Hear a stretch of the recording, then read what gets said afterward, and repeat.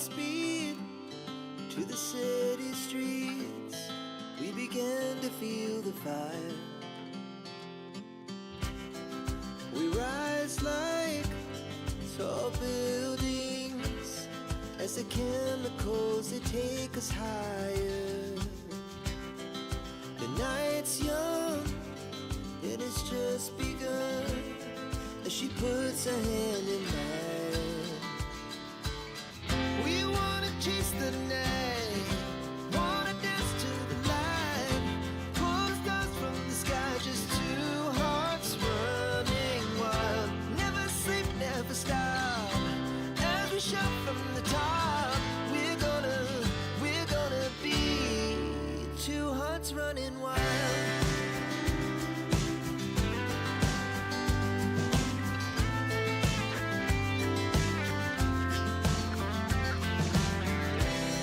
Now the morning is the afternoon.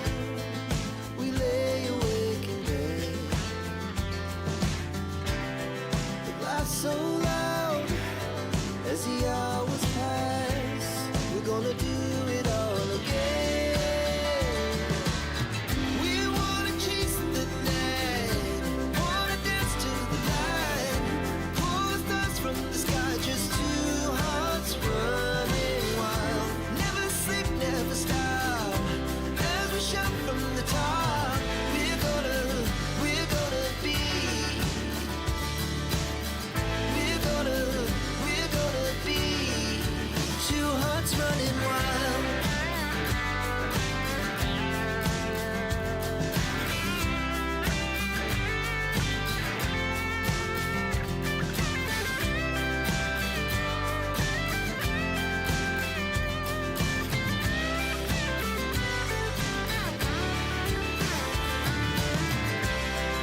The moonlight, summer sky, it was the best we ever had. And we'll stay on forever. We'll never have regrets. We wanna chase the night, wanna dance to the light, pull the stars from the sky, just two hearts running wild. Never sleep, never stop, as we shout from the top. We're gonna be two hearts running wild. We're gonna be, we're gonna be two hearts running wild.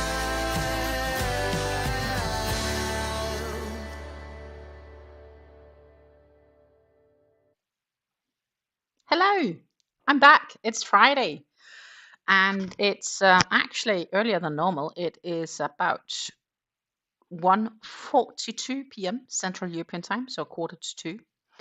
And I'm happy to be around. I'm happy to be with you guys. I have tea.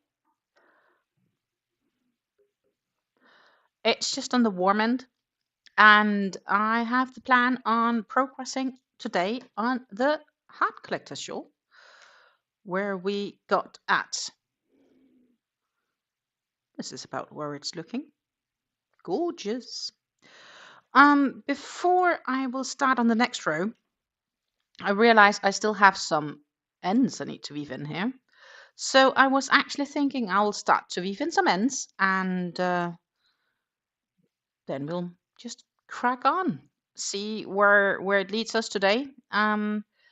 That is pretty much the goal. Let's see. I need to check what needle I could use for this. Should probably use that one.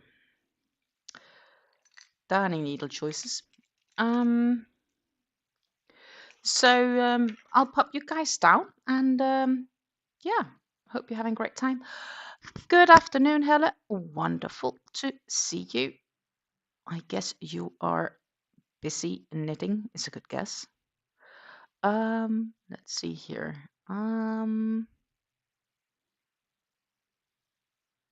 That's the one we want.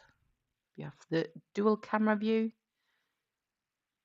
just to be able to see what's actually sort of going on here. It is slightly like this. Ta-ta. As I said, I will be weaving in some ends first, because that seems to be quite logic progress of things. And let's start with this tail. So, and I don't know, we will definitely have a color change today. Assuming that we will primarily be working on the hat collectors. I do also have the water pearl shawl laying around that we could work on if we wanted to. And I still have a little bit of a cowl to finish. Then I have slowly started to find the things that is applicable for a new projects, because in the end I always have a couple of whips at the same time in progress, and that's just how it is. I see Nightbot is also in the house. Meanwhile, here it is definitely spring in the Netherlands, and I say that because it's like a good 15 degrees maybe. Sunny right now. We had a heck of a thunderstorm last night. So it almost feels like, the summer thunderstorms you can experience once in a while.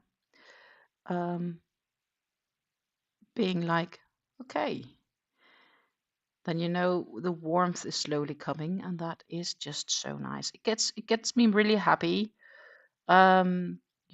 Maybe I will have a bit more time to sit on my terrace and craft.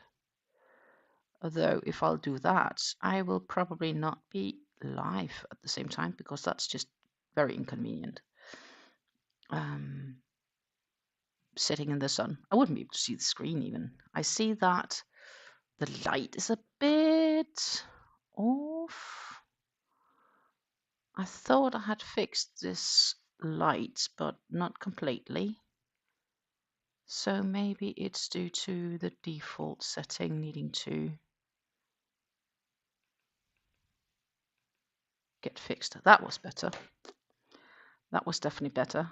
My hands were like really, really light otherwise.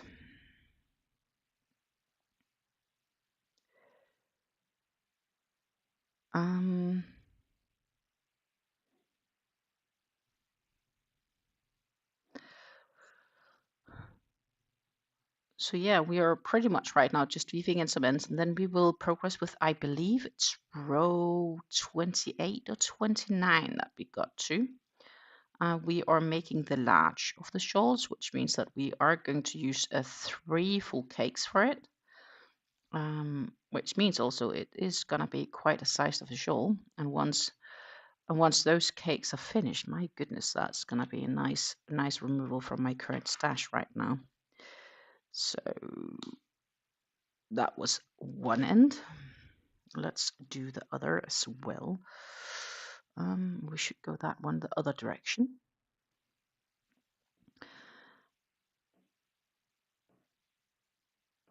And yeah, so I had a good time in Denmark, despite the fact of the sad occasion for going to Denmark this time around, because I were at a funeral.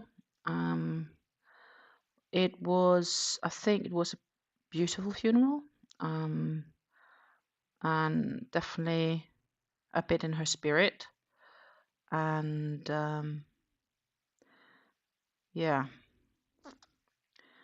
it still makes us sad because it was unexpected, and I guess, being there makes you realize it's really, yeah, she's not there anymore, right? So it was definitely confronting, which I kind of expected it to be. And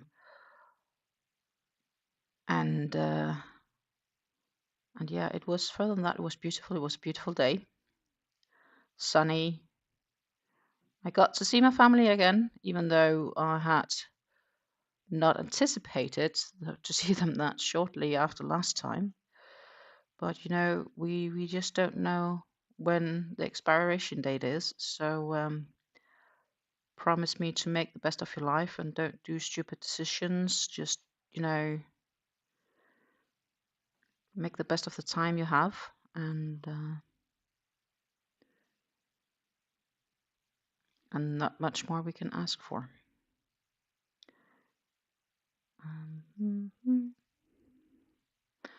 May life be filled with lots of love. So I think that's pretty good.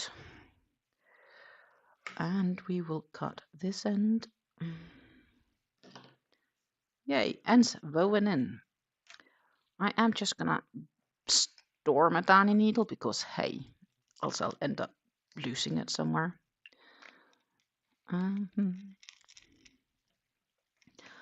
I still have my 3.75mm crochet hook here, and I am going to have to find the pattern because it's not a pattern that I've remembered yet by heart. Wish to, but just not yet. If you have recently popped in, don't forget to hit the like and subscribe. It would help me a lot. Let's see where we are. And don't be afraid to say hello. Be more than happy to say hello back. So that was this row. So this row I finished last time was row 28. So we are heading for row 29.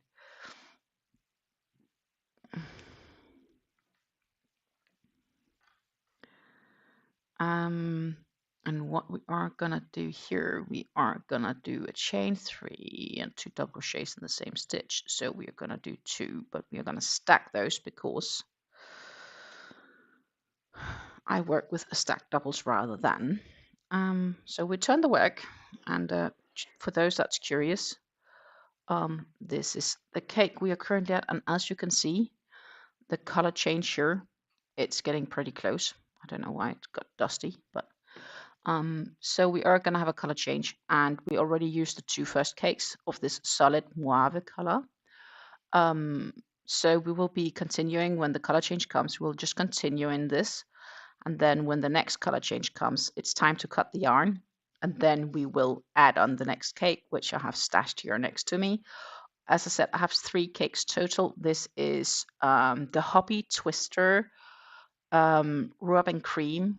Don't ask me the colorway number. I could find it 40, 30, 40, something odd. Well, just in case you want to know, I'll find the label here. It's a colorway 33 of the Hobby's Twister cakes. And yeah, I'm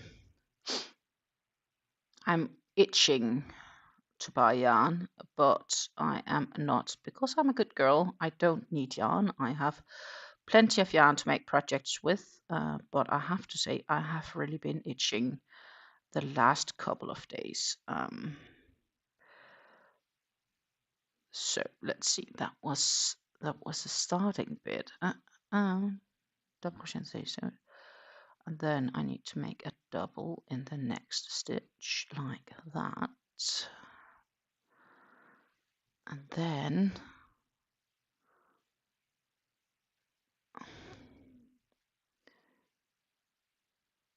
there isn't 3 stitches.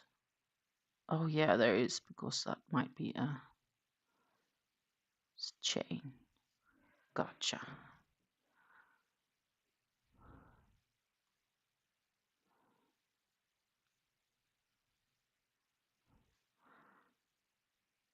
Oh, wait. I know where the issue is. I need an extra double crochet in that last stitch. I made a mistake last time. So give me one moment. I am just gonna go back and fix that. Okay, now I see I pulled down an extra, so I'll just do 2 double crochets. because I'm a stitch short. And I'm really happy I realized that now and not in I don't know when, because I would be crying.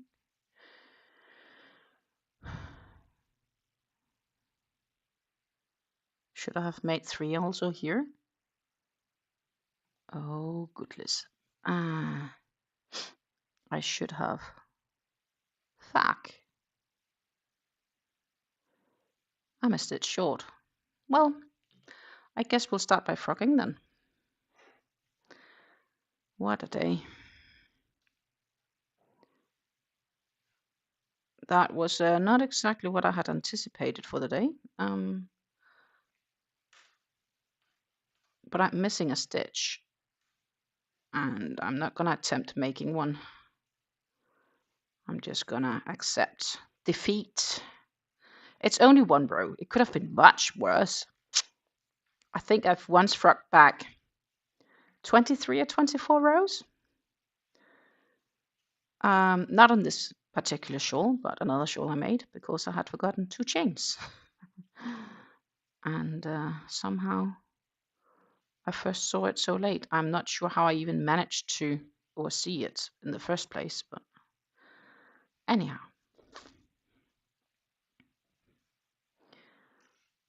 Then it's going to be a little bit longer before we'll have the color change, because obviously.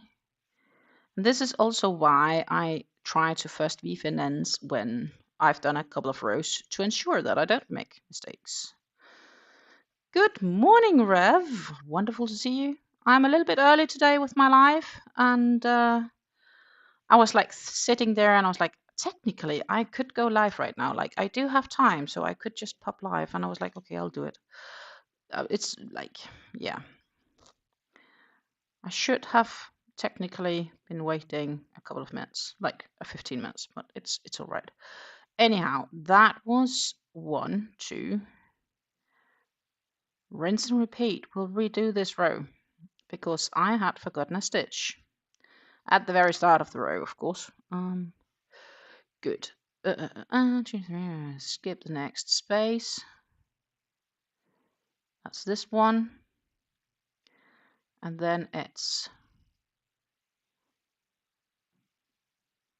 2 double crochets, chain 2, 2 double crochets, chain 2, etc. And we'll skip a space. Yep. Easy peasy, easy peasy. I hope you've had a great past week, Rev. Here it's been good. As I said, I had a good time in Denmark despite the circumstances.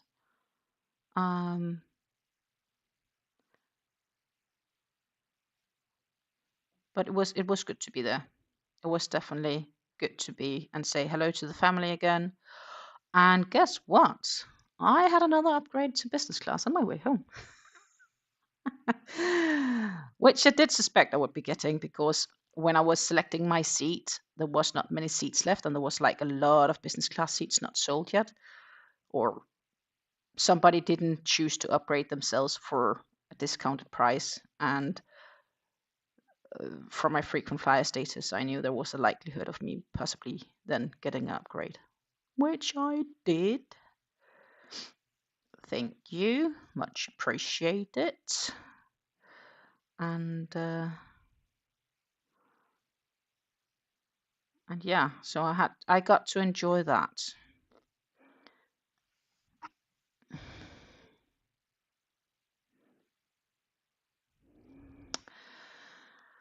Rev says, hope everybody is as well as they can be. Yeah, I hope so too. Everything considering, giving considerations. So here it's good. I am just genuinely looking forward to be able to sleep tomorrow. And just the past couple of days, my own bed has been great. But I also kind of feel that I have a very much due appointment with my physiotherapist on Tuesday. And I should actually have been there last week, Tuesday, but given the fact that I suddenly had to go to Denmark on emergency, that wasn't really an option. But that's good. I'm looking definitely forward to see him and have him fix my body.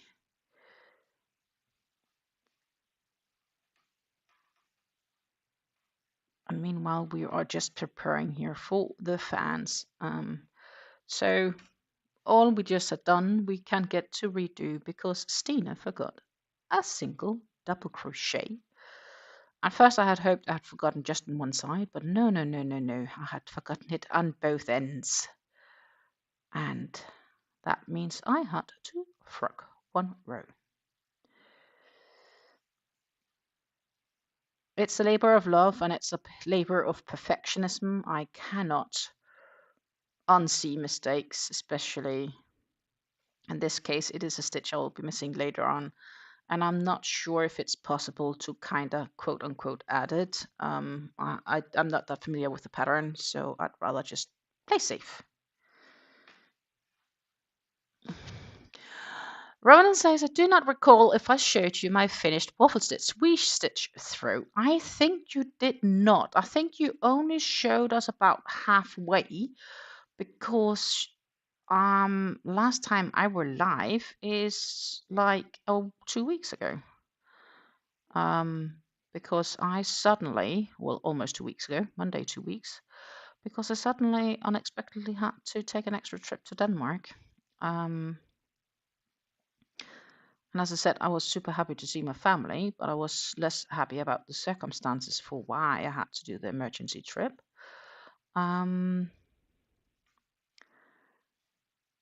It was a stormy trip. I was a good girl while I was there. I did exercise daily. With exception for Saturday and Sunday when it was like super stormy, it was quite limited.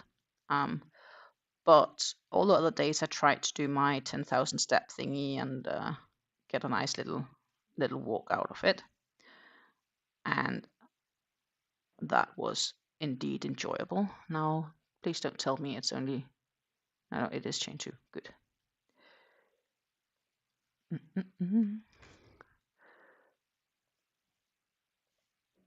So...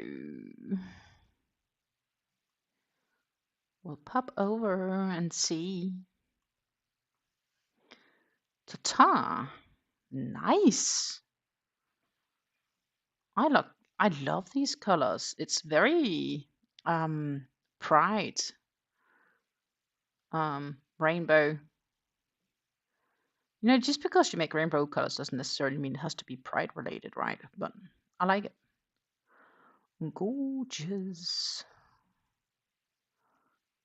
Lovely solid colors as well. And I think it's quite interesting, this waffle wee stitch. It's definitely different compared to the regular one. It has different lovely texture to it. Like it. Da-da.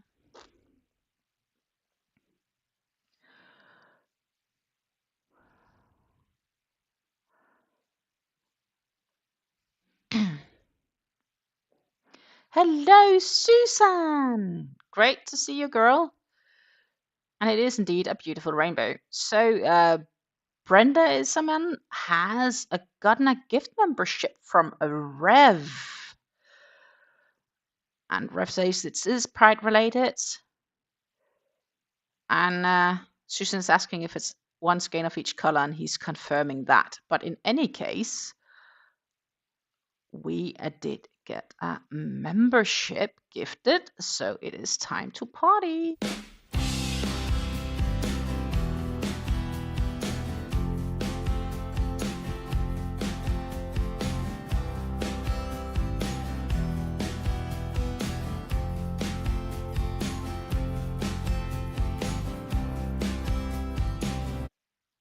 Thank you so very much.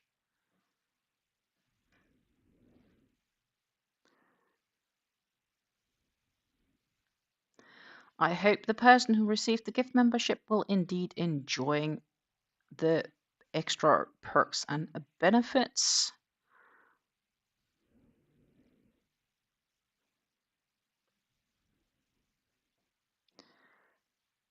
Du, du, du, da, da, da, da, da, da.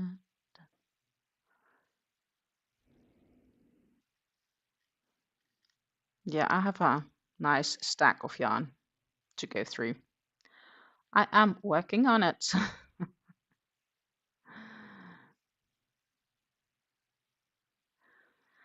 Susan would like to know what yarn is used in the rainbow colors.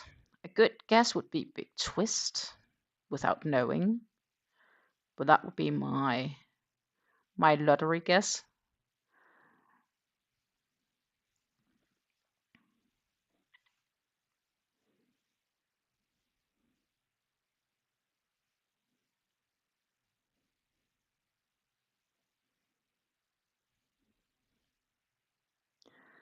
Da, da, da, da, da, da. But as I said, right now this is so far a reasonably easy row, right? It's just keep cracking on while skipping spaces.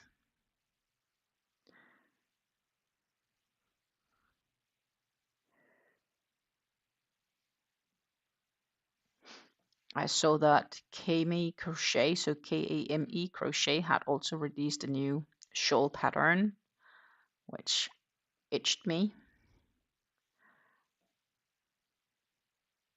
But right now I do technically have 2 shawls in progress. So I think I will work on those 2 first before adding a 3rd shawl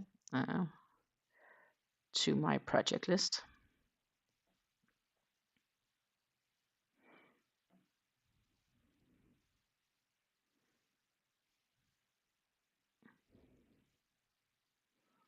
I don't think I need any extra add-ons, at least not right now.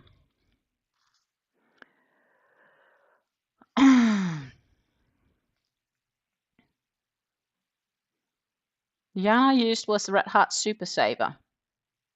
And then meanwhile, Rev says, forgive me, Susan, I have sinned. I indulged in the Yarnspirations 40% off sales with an additional 20% off and got a big restock. But he's up to 49 skeins used so far. Oh my goodness. Well, I am not doing so great on my skein consumption, I have to admit. Because all of this traveling and not being home. So while I do craft while I'm in Denmark, it's just not on the same level as I do when I'm here, when I'm at home. And I don't know if part of it also has to do with the fact that I do craft more, especially on the days when I'm live. But yeah, I guess I'm also just trying to spend some time with my family. We did play some board games actually this time around. That was actually quite nice. I did enjoy that. And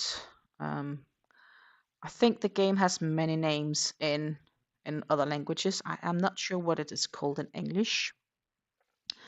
But it's a board with like 4 colors. You have 4 homes, and you need to like move them around the board, and you play with a globe and stuff like that. Let's see if I can actually find a translation. Translate, and I'll see if we can get something that could be potentially a game that you may be familiar with.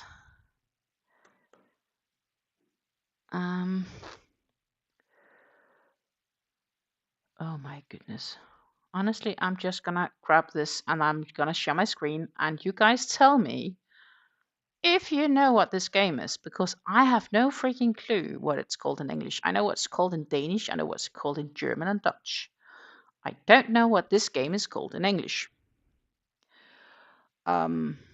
This is just like a simple version of it, actually. But it's called Ludo in Danish. Let's see. Can we not like get multiple? No, that's not really helpful, actually.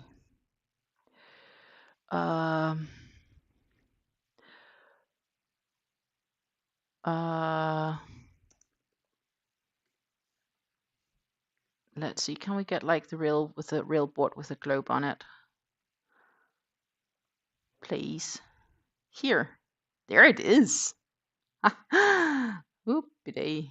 That's a real photo of it. It's even that board.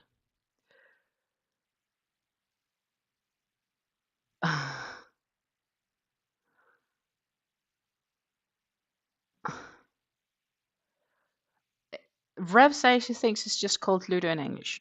Oh, it could be. So we play with a globe and a star. And then there's 1, 2, 4, and 6 as available things you can hit otherwise with this 6-piece dice. And we played that a couple of times with various outcomes. So I played that with my parents. With an old game, which I believe has been in my parents' heritage since I don't know when. Like I remember it from being a child, like I don't know, 5, 6 years old. So it's like 30 plus years old. But yeah, that was nice. We had a good time. And of course, when we play games, I don't have much time to craft either. So I haven't been crafting a lot. I will be admitting that. But more importantly is I've had a good time. And as I said earlier, expiry date is unknown. So we need to have a good time with our friends and family when we have the opportunity to do so.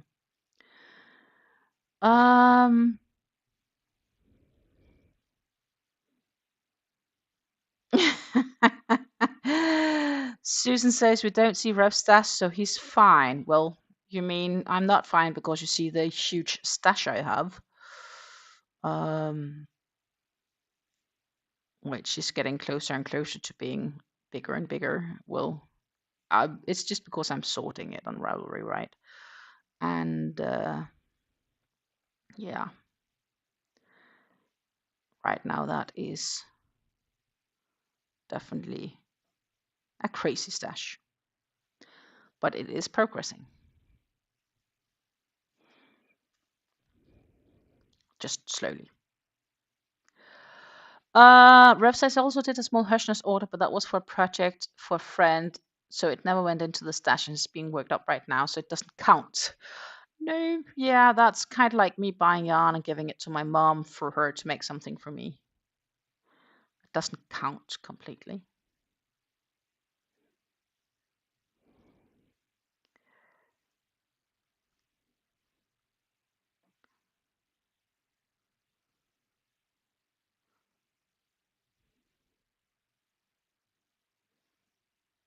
Susan isn't familiar with the game.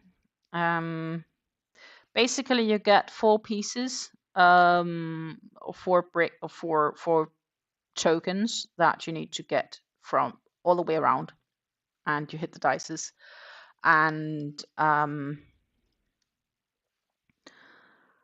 it's it takes a bit, and it's nice. You can be 2 to 4 players, so 2, 3, or 4 players. Playing against yourself seems a bit ridiculous, but I guess you could technically. I played it also a lot with my grandmother when I was younger. It's just a board game where you don't need to think too much, and yet there is a little bit of strategy to it because you can put other players' tokens back home to their starting point so that they have to redo whatever, depending on certain rules as well. So it can be played with strategy, but it's a reasonable simple game also rule-wise, which is nice.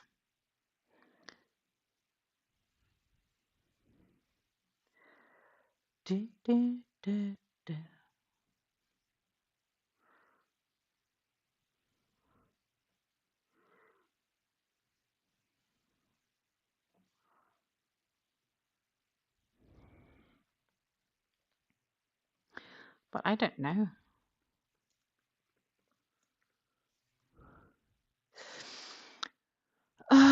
Actually, it doesn't have.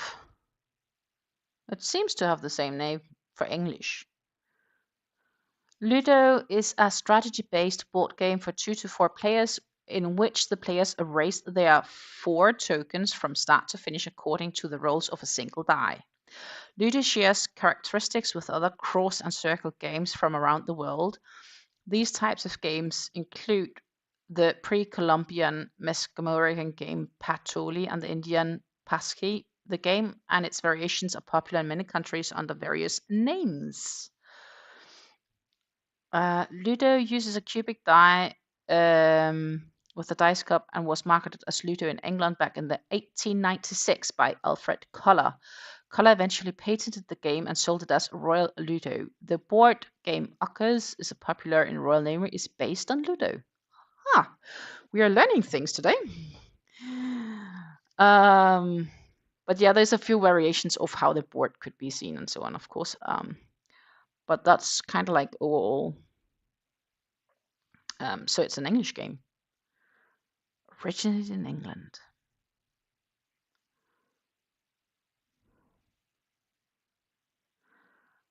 But there you go. We learned something.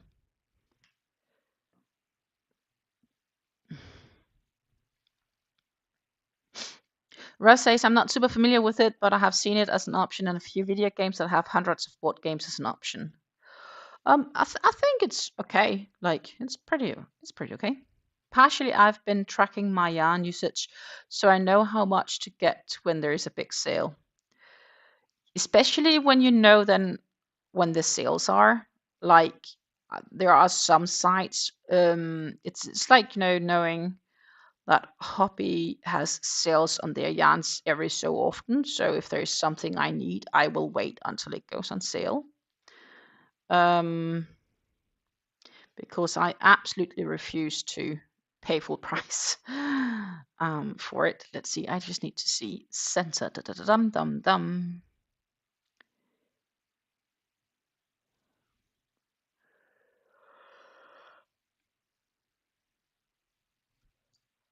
Skip 1 stitch, 1 double crochet in the next, which is that one.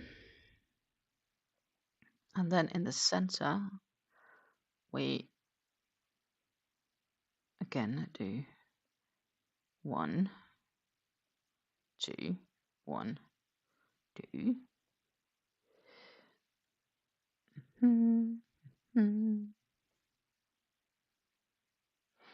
Because why would we want to pay full price for yarn if it's not needed?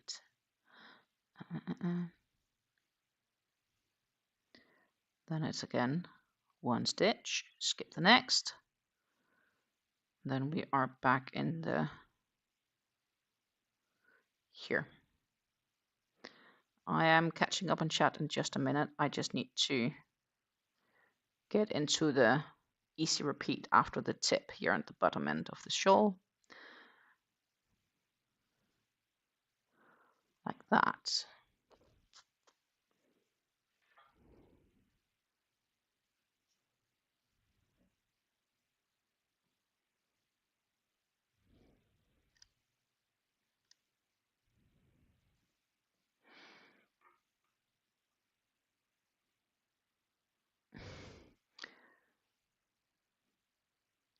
Rev says he also made a couple of baby beanies, and we know he's been busy.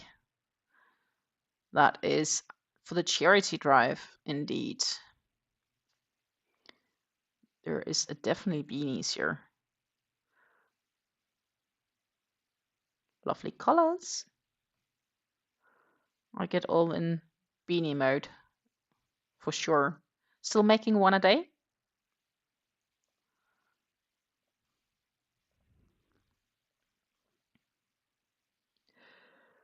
So according to Rev, Hobby was recently purchased at purchased by private equity, so it might not be too long for this world. Private equity is just a facial parasite. I didn't catch that. I should probably know that. According to that, it happened in the spring 2022, though.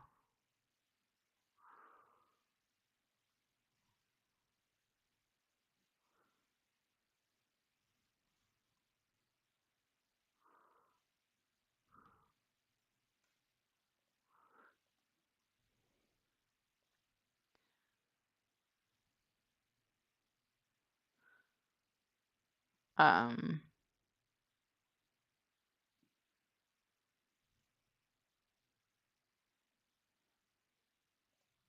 which I guess is nice for them, whoever made it.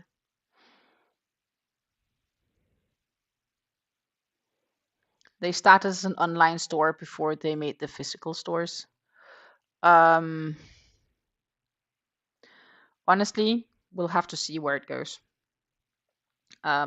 If it ends, it ends, and if it continues, it continues.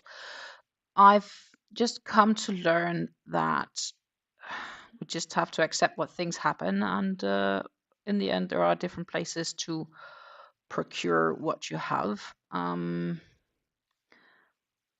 And there are a couple of other good potential stores as well for obtaining yarns.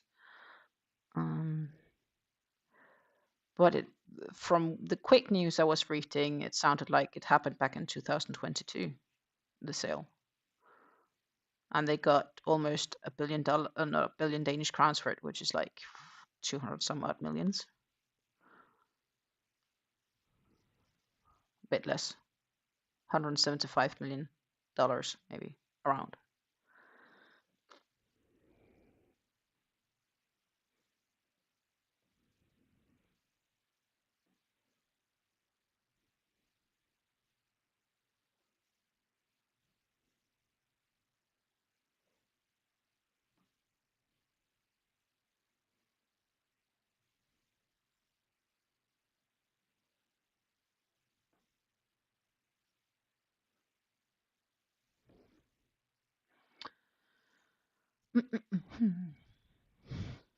I've fallen off the one a day, but I've made a couple of in a new pattern. Speaking of hobby, I actually used up some of the yarn I got from them back in the autumn. Okay. And you fall off doing one a day. I thought that was a goal. Oh yeah. The Rauna wrap and the Hoppy Halloween yarn. That's a nice color.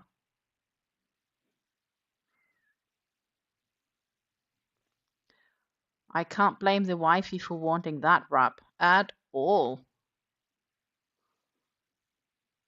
She has a good taste. And I love the colors. Lovely autumnal.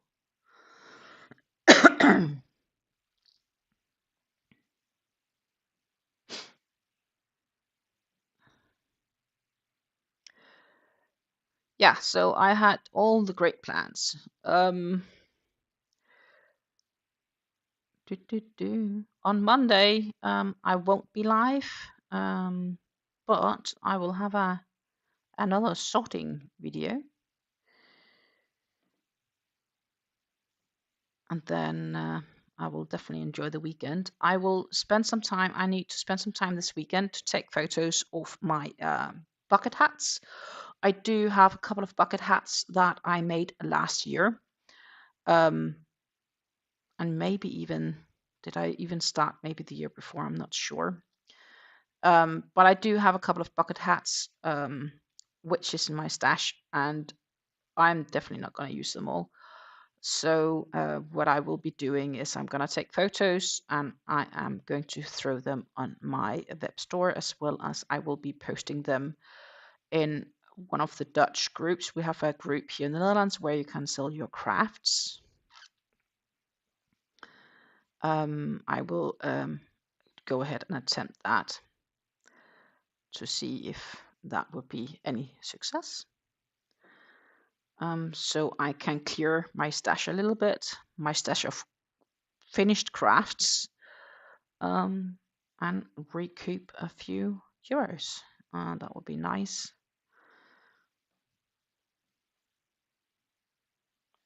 We definitely also have a bunch of beanies to go through for that purpose, but I don't think beanies is as important as bucket hats right now, because bucket hats are more summer friendly, and we are heading into summer season here in the Northern Hemisphere.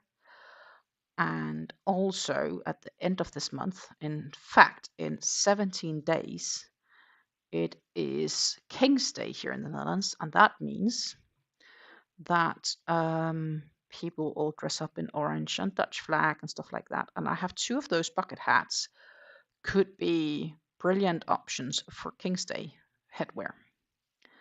So if I were clever, I would get them posted sooner rather than later.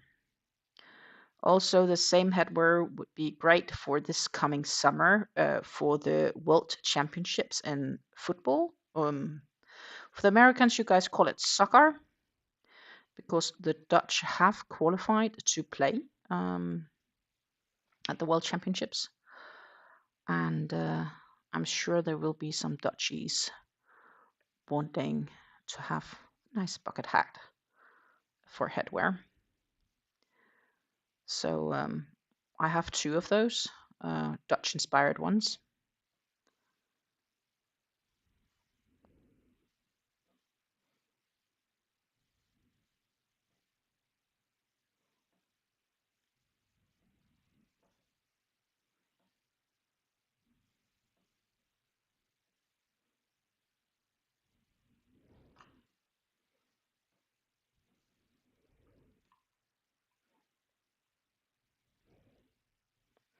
So that's my plan to help destash a few things. Of course, I have a bunch of shawls I need to block and also get on the store. Right now, it's based on a region for shipping. But I think I'd like to switch to a sort of a fixed fee system where if you purchase for a certain amount, shipping is free and else it's like flat rate. And maybe with a few tiers depending on. Just to make it somewhat simpler.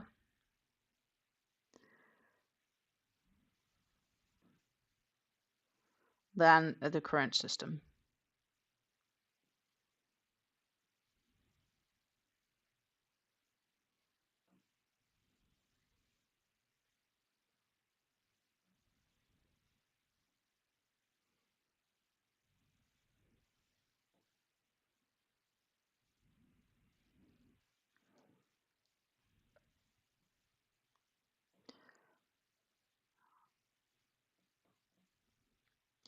Maybe that is something for the weekend for me to look into. See if what I have in mind is even possible.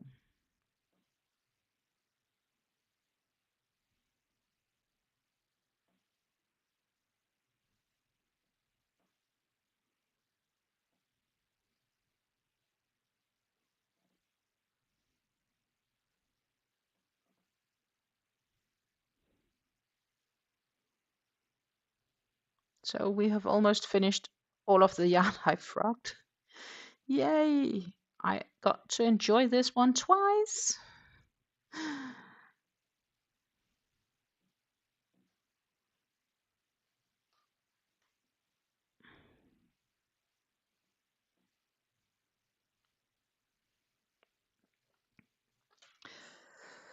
Do you guys have any plans for the weekend? And don't forget to hydrate.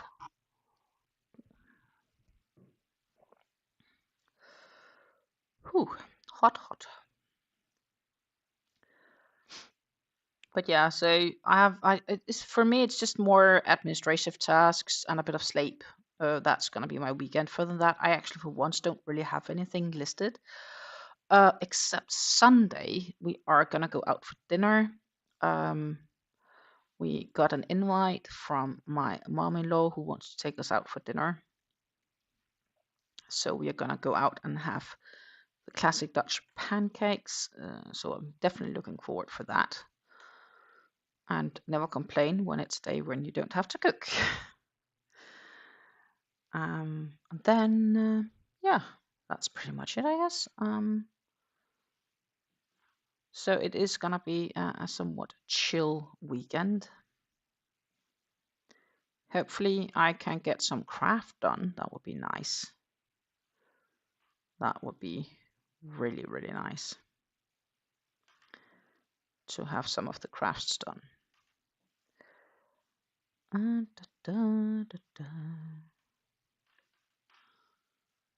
Because I really feel I've gotten a little behind. So,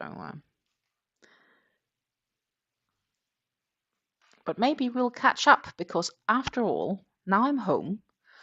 I've no travel plans for the rest of April, unless something happens. I do have next week Sunday. I do have an appointment that takes the whole day, but further than that, I should have more crafting time this month. So there's hope. There is hope. And we finished the waffle chick truck, which means that I can go ahead with the other vest I wanted to work on. Plus, I think that's also the last of the projects I haven't started on yet from my advent calendar. Rev says she's been wearing it nearly non-stop since I finished weaving in the ends. She loves it. And here are the 2 baby beanies I made over the last few days. Let's pop over. Ah, in pink. It looks a little bit like a bit further rib.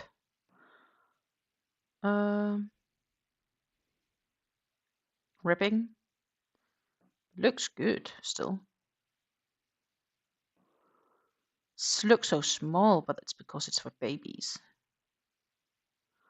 Gets all so smally.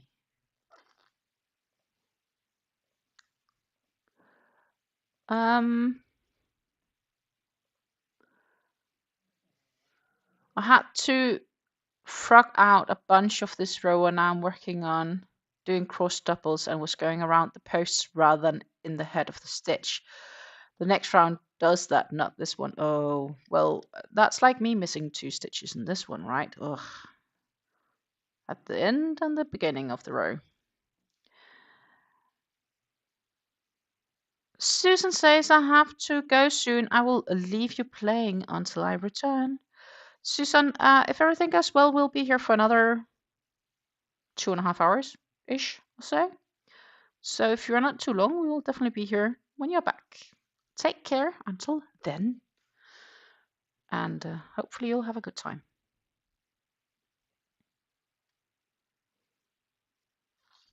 Rev says it's the same ribbing, but the body of the hat is half doubles, so the ribbing stands out more.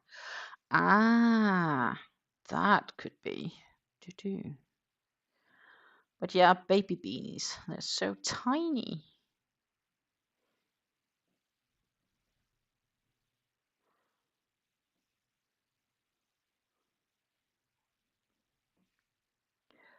So a part of me was like, oh, I should go ahead and I should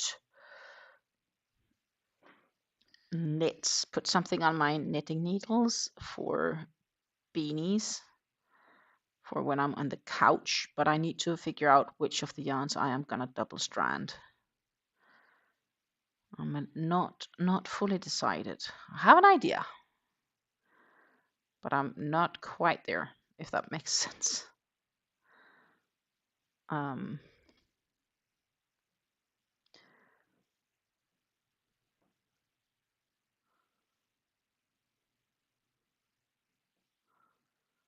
But that is not high priority, but I should prioritize it this weekend for sure. So I have it for social time. Because I almost don't have any projects left for social time, for easygoing, so to say. 1, 2. So I need that. 12 rounds, that's 36 stitches around. Yeah, that's quick. That is quick.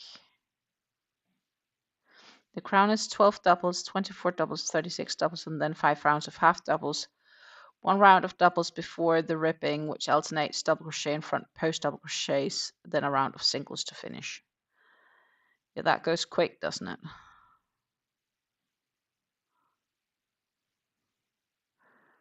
Good. Now, Stina just shortly have to read a pattern, but I do believe skip the next. Let's see here.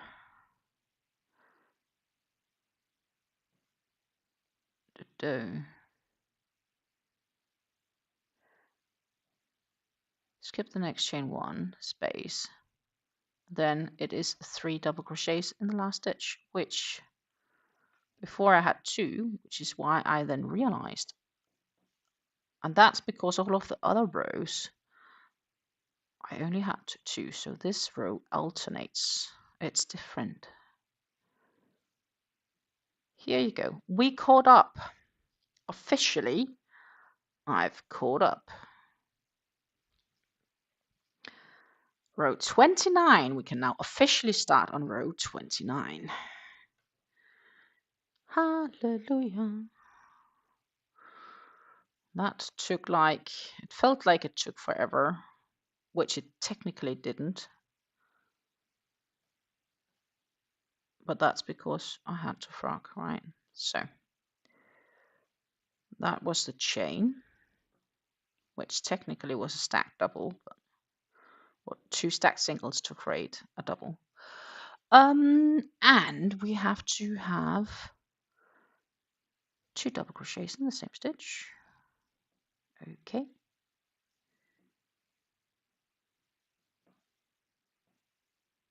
Done. And then a double crochet. And then 1, 2, 3 is matching. And then we're out in the 1, 2 chain, 1, 2, and then we need to do this for 32 times. How much did I do it before? 33.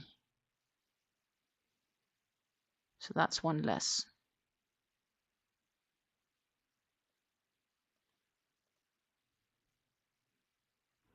I guess.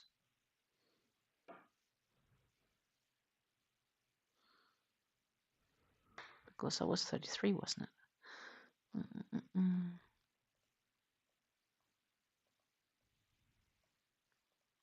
Oh, it's the same.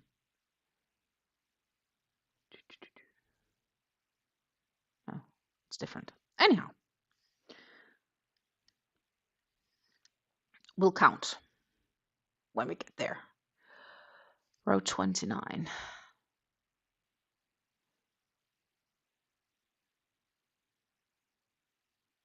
In the next chain 2 space, and that's every chain 2 space. Okay, and what's also new, apparently we are gonna get new neighbors, because yesterday there was posted a board in the garden of the neighbors just across the road with a for sale, so they are moving. At some part we were surprised, another part not at all, especially not when hearing the reasoning. He needs more space for parking and like something with a business he's starting to run and stuff like that. If I'm not screwing around, I get a hat done in about 30 to 45 minutes. However, it's usually closer to 90 minutes as I'm somewhat distracted crafter, but not like I am on a time limit. No, you would only be on a time limit if you were working a quote. So like if you would get paid by piece and you were desperately depending on the money, I guess. On that note, I need to look into pension stuff.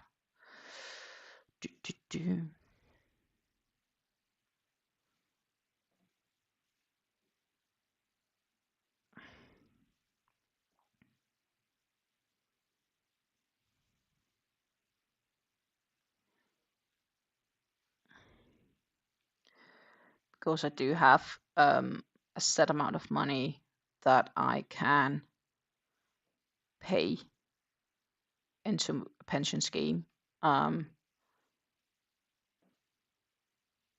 that will then get some tax deductions next year. So I need to look into that, because the money that's put away for later, I won't get taxed either on for other purposes. So it's just a practical thing I need to look into. 1, 2.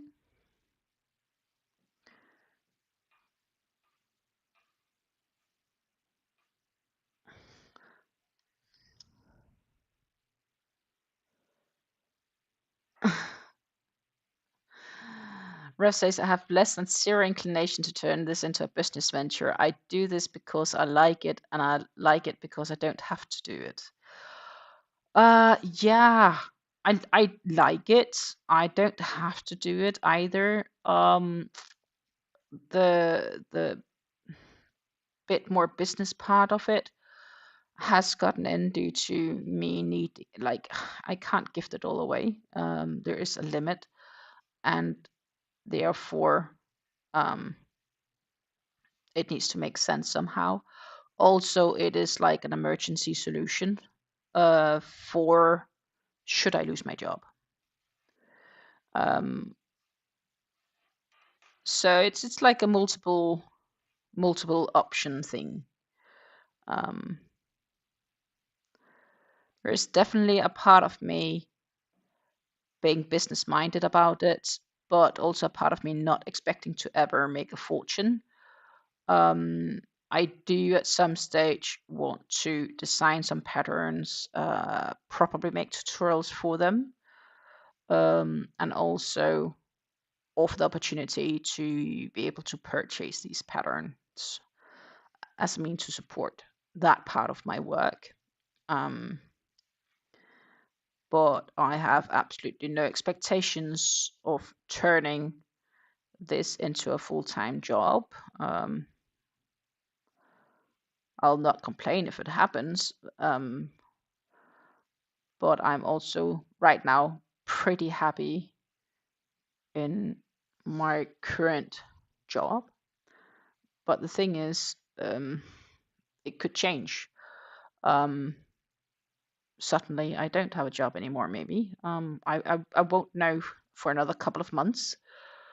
My contract technically expires on the 30th of November this year, which means that right now I will be unemployed in December, which would not be good. But it could also be that my company extends my contract, and if they do that, I will get a fixed contract, which means that it will be technically unlimited until with no expire date, unless I do something that will cause them to fire me. So I still need to keep my boss happy for the next half a year-ish to ensure that I get a permanent contract with them. Indefinite, I think it's called.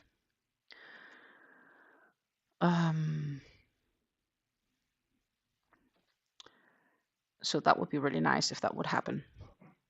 I could easily see myself work here until retirement, if that would be a possibility. But I don't know if it would be.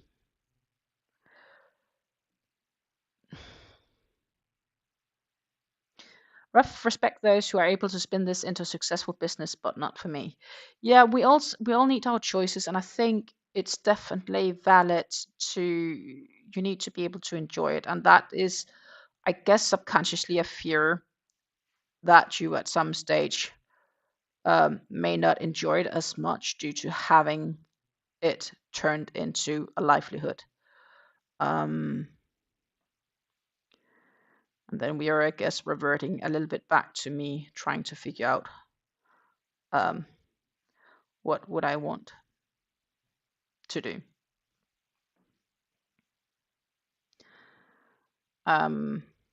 So yeah, so right now it's more like we're testing waters, we're getting a name,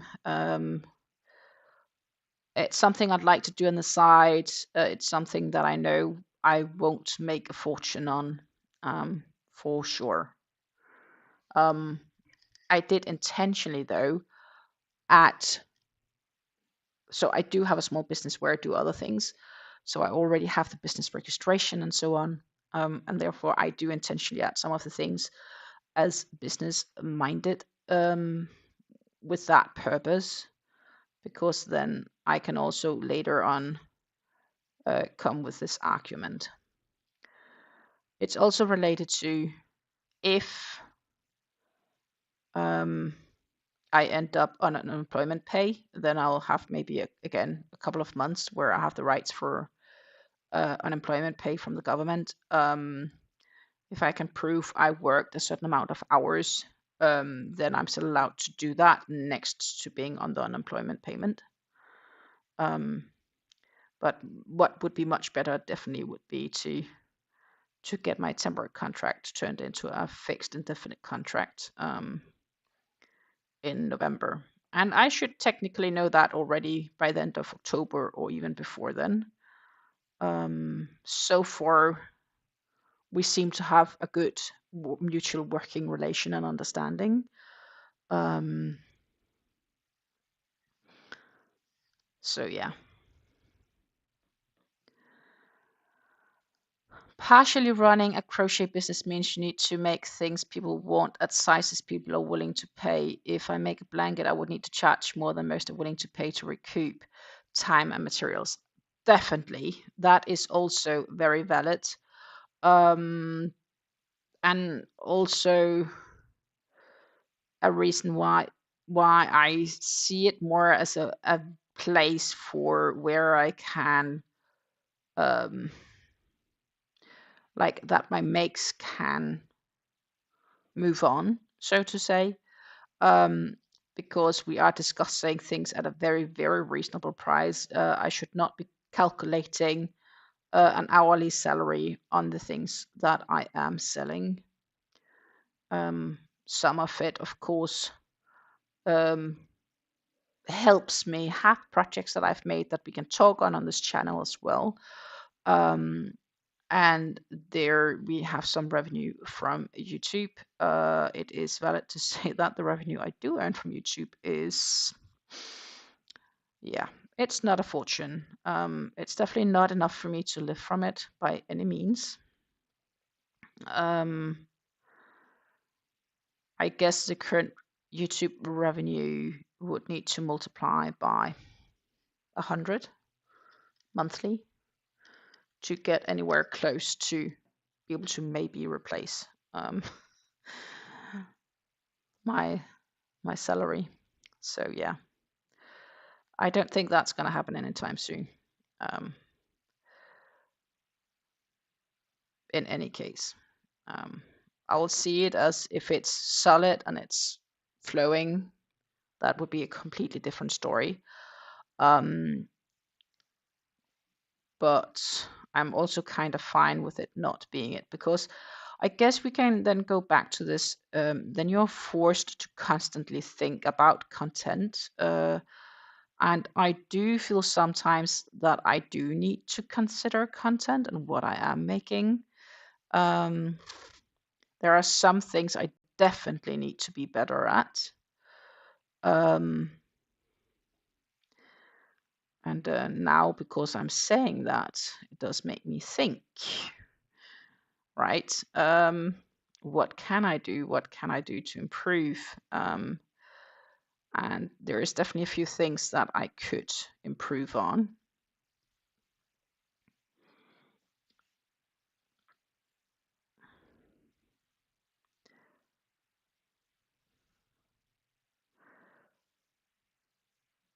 I do think we are going to look into making a few more bucket hats. I do have yarn for it in my stash. I should probably look into doing something with it, because as I said, it is bucket hat season coming up. Then this summer it's going to be more beanie time. That said, we still want to have a beanie potentially hanging on those knitting needles, because it is a nice thing just to sit down on the couch and I can knit while still using yarn. Straight up into the spirits of consuming yarn to do. But this takes longer. It's thinner yarn, and yeah. Gonna look forward though to seeing this one finished. Almost sad that Megan isn't around. She would love it. Now I just need to count, but I think I need a couple of more.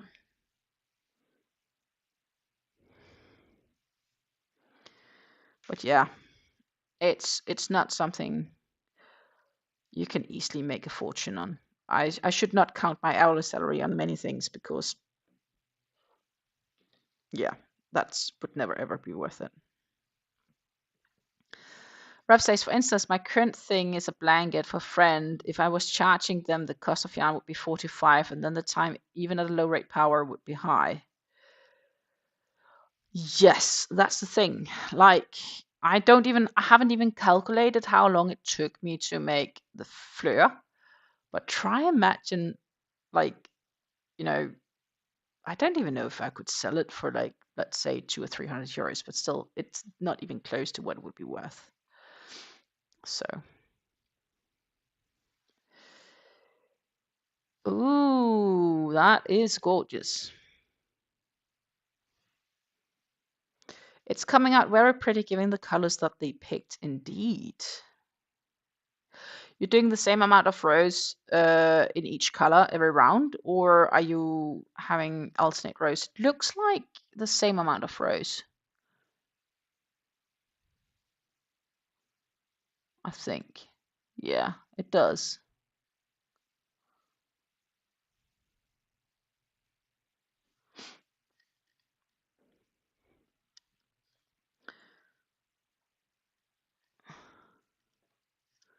Full repeat in each color. Yeah, okay. That's kind of what I expected, I guess. Let's see. Just one moment. 1, 2, 3, 4, 5, 6, 7, 8, 9, 10. Oh shit. Lost count. Sorry for my swearing. 2, 4, 6, 8, 12, 14, 16, 18, 20, 2, 4, 6, 8, 30, 32. That's a lot less. Is that really 32? I need to read the pattern again.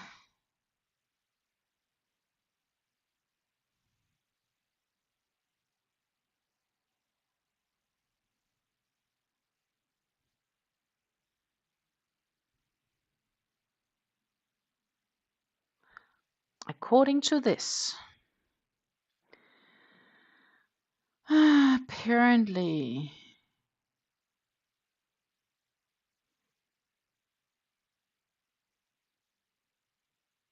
uh, 22 times. This is not adding up. It's not at all. Where am I going wrong?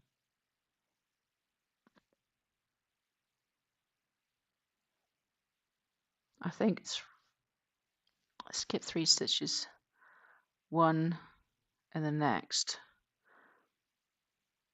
So if I do this, 1, 2, 3,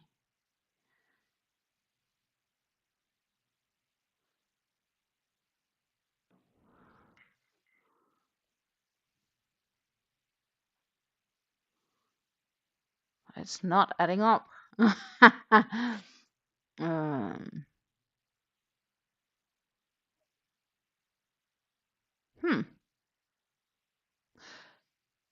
I need to read this pattern.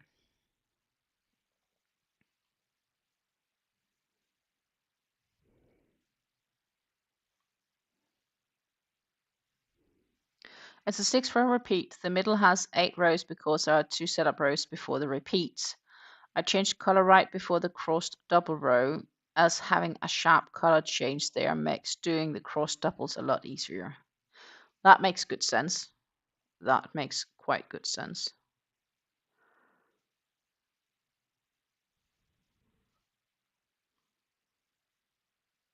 I have done a bag once with a double, actually multiple bags with a doubled. Now, I just need to focus for a minute because genuinely I don't get this right now. So,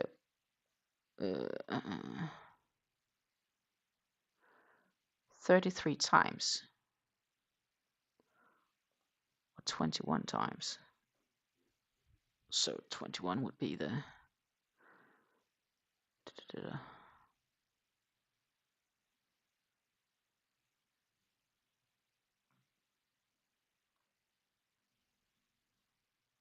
Did I count wrong? That's not impossible either.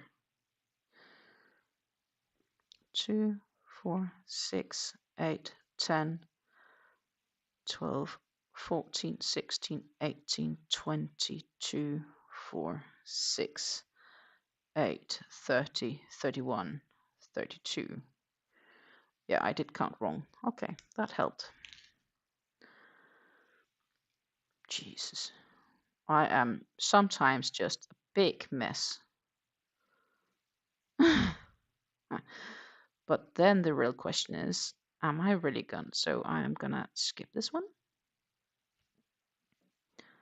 Or what's the plan? We'll have to see. Okay, so what does the pattern say? Skip 3. Okay, so we are skipping 1, 2, 3, 2, 3, and then go in here, I guess, because it's not the center, and that is why. Okay, skip 3, 1 double crochet in the next, and then in the space we'll do the regular stuff.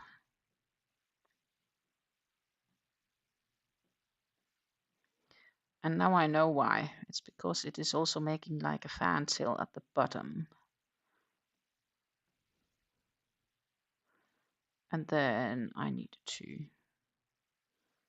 make one there. And then it says to skip 2 stitches. 1, 2. And then we'll need to make double crochet in the next 2. Yeah, pattern is matching again. Hallelujah. That was subconsciously something I wasn't mentally ready for.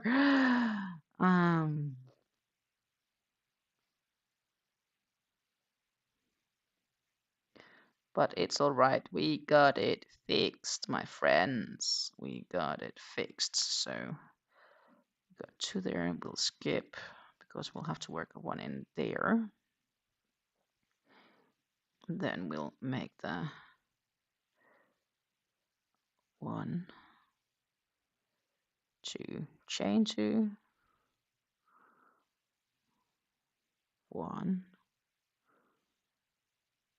2, and oh, there. That should have been the sort of tail end. Skip 2, skip 3, which is 3, and that is all the way to the end. Good morning, Lisa. Sorry for the yawn here. Welcome back. Thank you so much.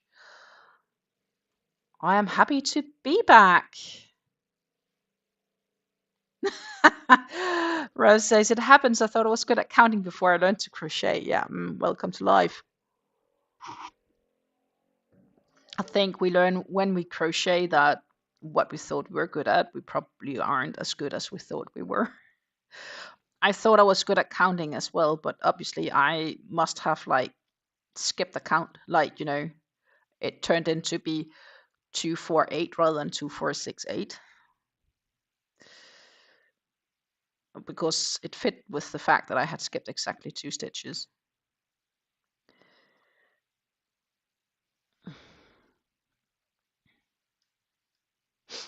Rev asks how it goes in the frozen north, and Lisa says it's snowed again several times. Lisa, we had a spring storm in Denmark while I was there. It was a windy, I say, very windy. Actually, it was the worst or biggest or strongest spring storm in Denmark for 31 years. And in the very northern parts of Denmark, they had wind gusts of hurricane level. So it wasn't a hurricane, but like the wind speed sometime reached the power of hurricane gusts. There was multiple trees falling. People had roofs flying off their sheds. Um, tiles falling off the roofs, landing on cars, destroying windows, stuff like that. So it was a windy experience during Easter in Denmark. I think everybody is okay. I haven't heard of any casualties. It's just been an expensive Easter, I guess, even for the insurance companies, because obviously thousands of people have been calling their insurances to get their wind injuries covered. So yeah, it was a windy experience. So Saturday and Sunday I was mainly indoors because it was windy. But I was a good girl. I did have a nice walk on most of the days when I was there. So I was exercising. So I was a good girl. And that part I am proud of because I genuinely do need to get out and move more. So what I should do tonight, if I'm a good girl, is I should actually walk from here to the club rather than step into the car and drive. Which I could, because I can still drive with back home.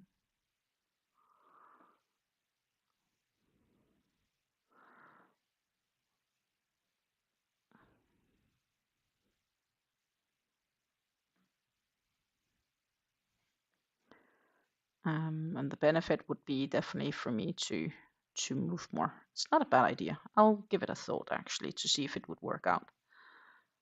It then kind of depends on things around dinner and how I feel.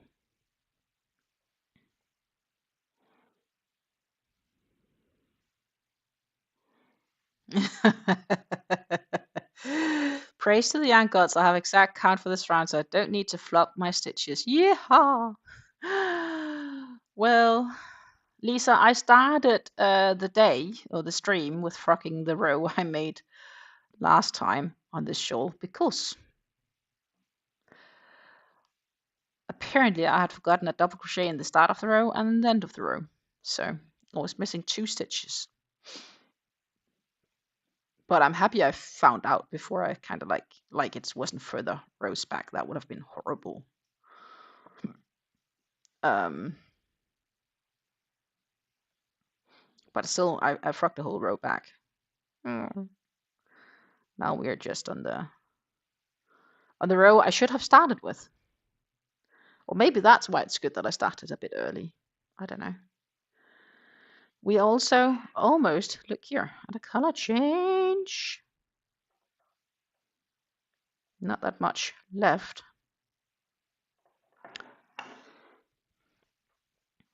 And for this color change, we are just gonna let it change because that, my friends, is the third cake that I've added. on the shawl. So this color change will just let happen as is.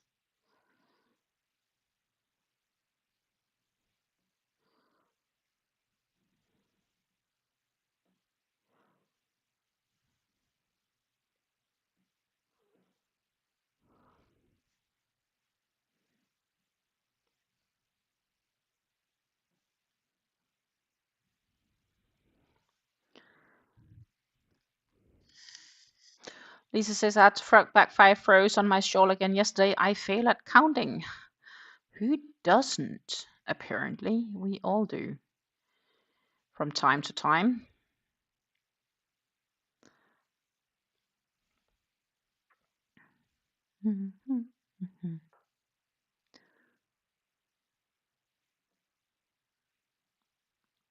I just generally fail at using yarn, I guess, because I frog so often that I end up like not using the yarn. I use it so many times before it counts as used.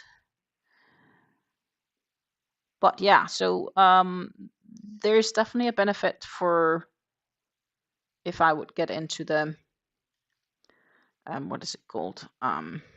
Into the bucket hat creation again, the with what I have left for bucket hats, because that would definitely use up a few skeins rather quickly.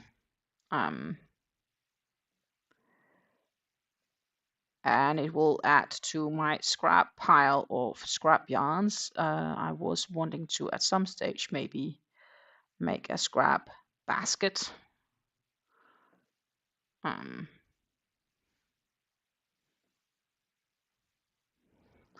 think that could be nice too. I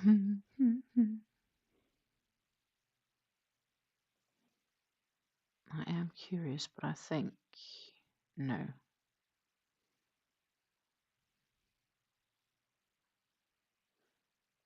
No, no, no, no, no.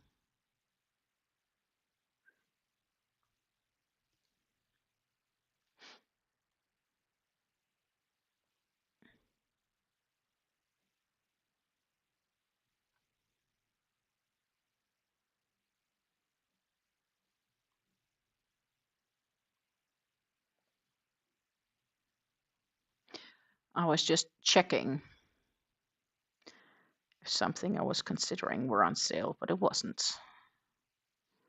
Which is a good thing, by the way, because then I definitely wouldn't be buying it. Haha.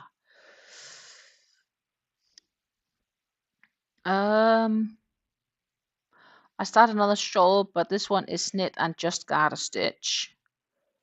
I'm using some so-called hand-dyed merino I bought from Temu.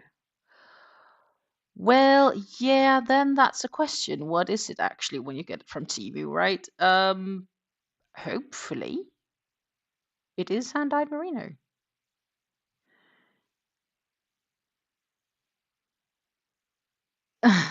If someone lost a hand in the industrial dye vat, it's technically it's a technicality. Gotta love Chinese safety standards. Yeah. They definitely have some very weird standards there, for sure. For sure. Okay, I'm going to tell you guys a story which you can laugh about if you want. So Stina prepped everything for her travel last week, Wednesday. I even packed my little bag, including everything like us here, which is the small shawl I'm working on. There's still just on one skein, so it's not that far. Actually, I haven't progressed on it since the yarn talk video, but still. I packed this in my hand luggage. And no issue, I got my crochet hook with me, everything was fine. And on the second flight, so from Amsterdam to Copenhagen flight, I placed it in the seat pocket in front of me so that I had an hour on the flight, so I was like, okay, I can do a little bit of crafting. Reality is, Stina was so tired because it was a very early morning flight, and we did get something to drink, and afterwards I was kind of like just too tired and wasn't that much time to like really look into it. So I had sort of forgotten all about it, and I fell asleep. And we landed, and I grabbed my stuff and I went out. And when I had passed all of the security gates and where I had to pick up my checked-in luggage, I realized that bag was still in that seat pocket in front of me, and I was like, "Holy shite!" to say the least. I was like, I couldn't turn around and go back and pick it up, and I was like, oh my goodness, I lost my project. I need to figure out something else to do with the remaining 3 skeins. I need to buy a new crochet hook, size 3.25, all that stuff. And I was like, oh no, wait. So I went to the lost luggage or missing luggage, where you also like if you wouldn't have received whatever had been checked in, and I explained them what had happened, and they managed to find it on the flight and bring it to me. But I couldn't go back into the gate and pick it up because I couldn't pass security. So I had to wait until an employee of theirs would bring it to me. So I waited 45 minutes to be able to bring that with me, but I had to go somewhere else to pick it up. And before they had time, it took probably an hour and 15 minutes before everything was done and I got it. And I'm so annoyed with myself because I knew I did it, but I didn't think about it. So I'm actually thinking I might want an extra small bag, like a lady's handbag thingy, where I can put in a small project for when I'm on the go, because that is a bag I would likely put on the seat or underneath the seat. And I would remember that if I put my wallet and stuff in there. But I wouldn't remember it if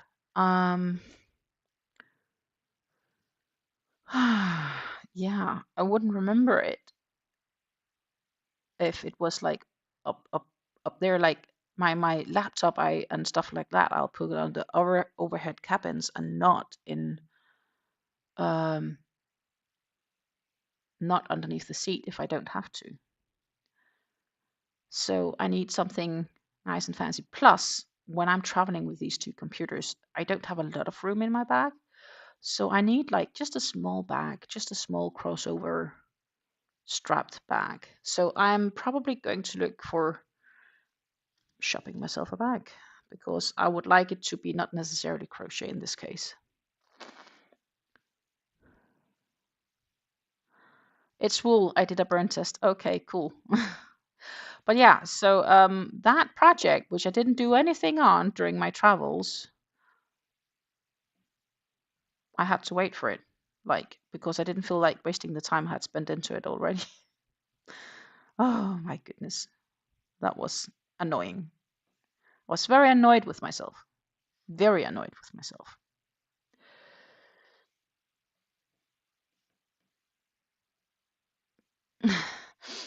Rev says, if you don't mind looking like bit like a goober, a fanny pack or bum bag, if you're using a bridge term, would work. Oh, that could be. I was just thinking of classic small crossbody bag. Memory Crochet says hi. Hello and welcome to this live. Wonderful to meet you if we haven't met before. I hope you are having a great day. Sit down, grab something to drink. We have plenty of coffee and tea just in the corner. And here we have this, what we call crafty time together. Because we all sit down, craft, chit chat, share things, and have a good time. Sometimes we inspire one another even. Susan, when she's around, she's helping us to buy as little yarn as possible because we need to shop our stash. In my case, I do need to shop my stash.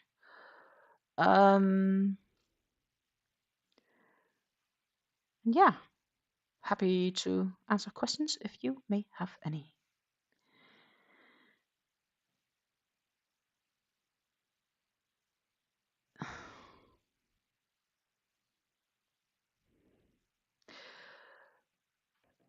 So Memory Crochet says, I'm trying to upload a video, but the shot has been blocked.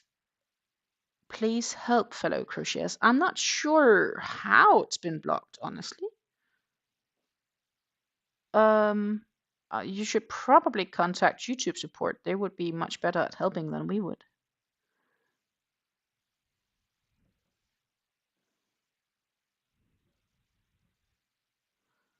Is my guess.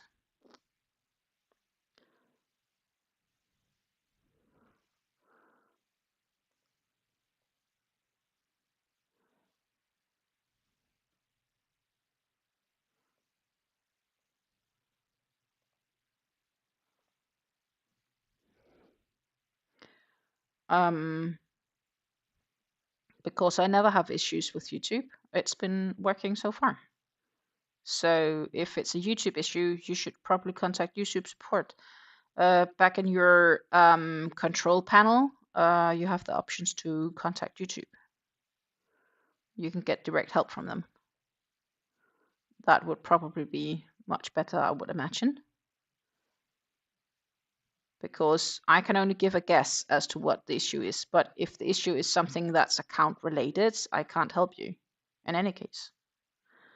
So in this case, I would definitely suggest you to reach out directly to YouTube.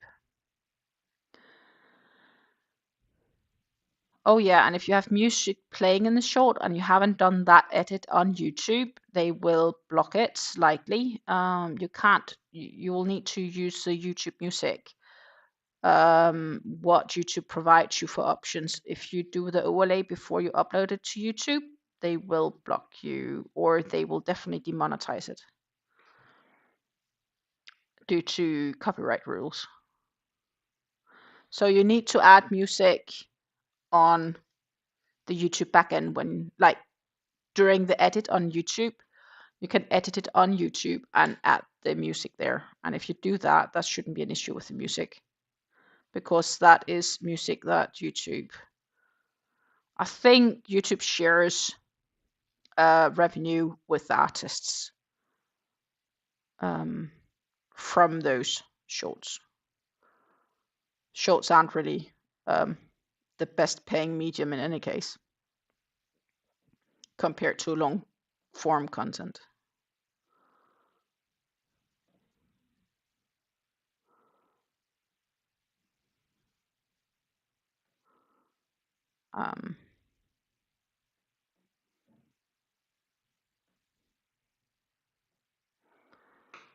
So that would be my 5 cents. Let's see.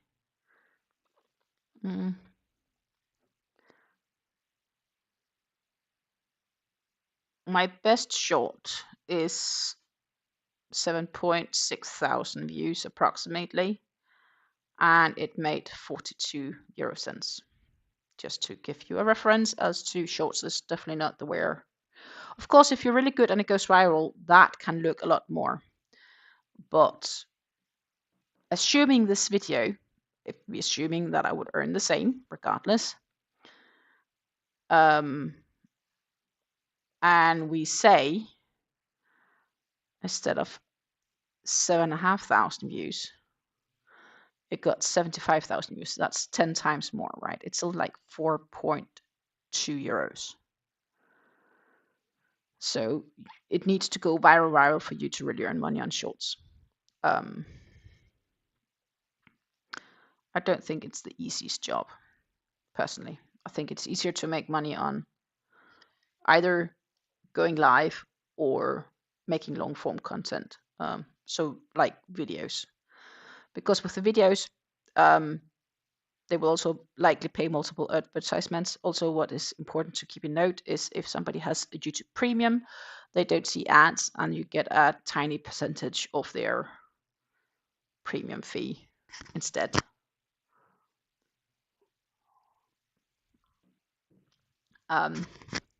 But you really need lots of subscribers with recurring views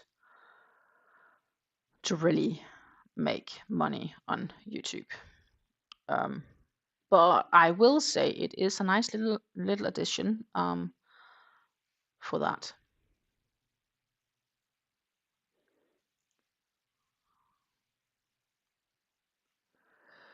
Rev says, I think all short form content creators are monetized on at least 3 platforms and cross post their videos. Yeah, 3 or 4. They probably do TikTok, Instagram Reels, and if they do Instagram, they can easily quickly cross post to Facebook as well as YouTube. So that would make good sense. But before you earn, you can't really officially earn money on Instagram unless you do sponsored posts. And TikTok, I'm not really sure how theirs is working. I do post my shorts also on my Instagram account and my TikTok. But you will really quickly see how not so active I am there. I should probably be more active. Probably.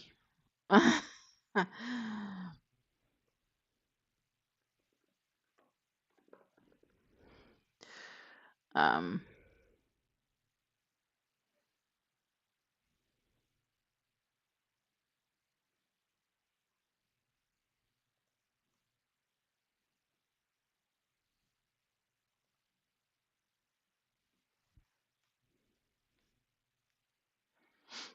Rev says I pay for premium for many reasons, not least of which is so the wife can listen to music in the office when her phone screen is turned off.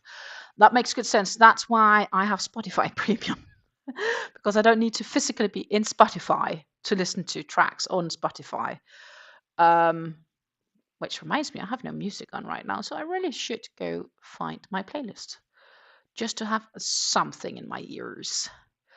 And I tend to do something simple like today, that could be 2 cellos, because it's just music, it's just cello or whatever, and that kind of helps.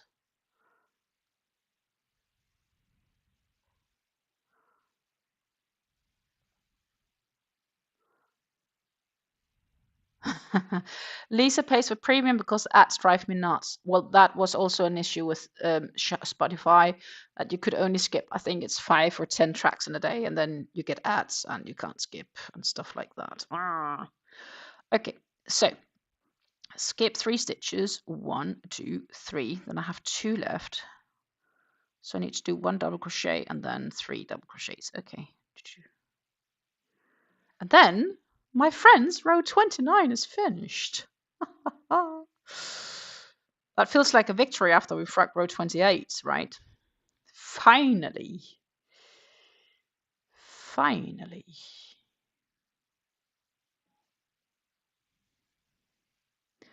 One, 2, 3. And they didn't say anything about treble. Do. So we can start on row 30. Awesome. Hot sauce. And yes, the ads are awful. They do. The ones that drive me nuts are the 30+ minute ads on a 5-minute video. That's crazy, but at least those you can usually skip, right? And yeah, obviously I did monetize my channel and chose to have it monetized to help cover costs in general. To help pay for my yarn. Or whatever. Let's see what I was in the pattern. Let's see. Row 30. Turn the work.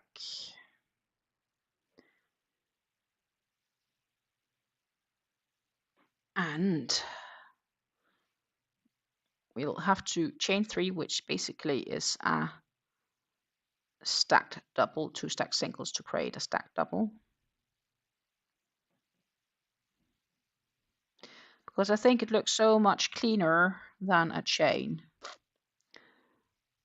And then I need to do 2 double crochets.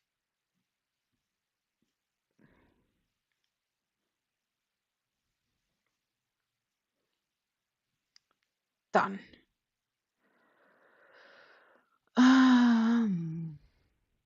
one double crochet in the next two, I will do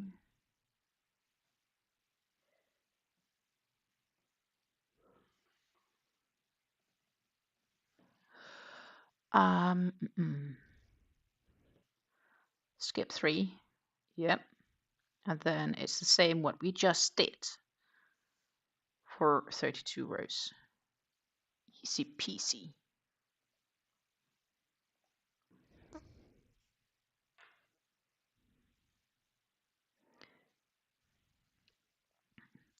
This part is predictable.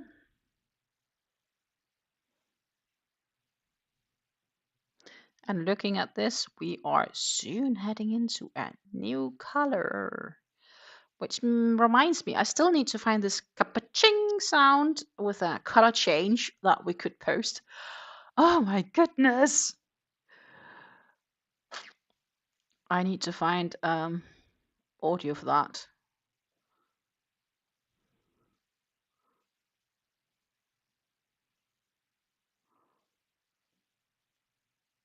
That is something we wanted to do here after transferring to the computer, but we never got around to creating it, or I never got around to creating it.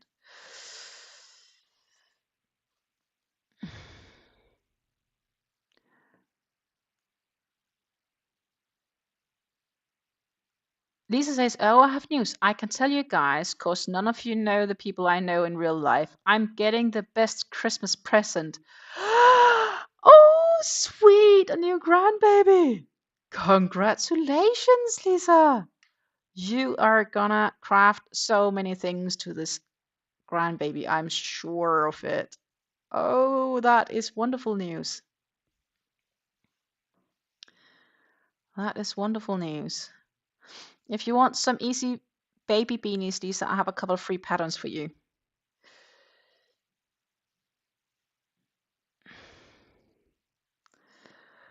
And we are sharing baby beanie pattern links.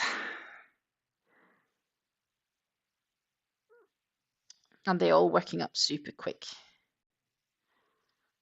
Always good to have baby beanie patterns. You never know.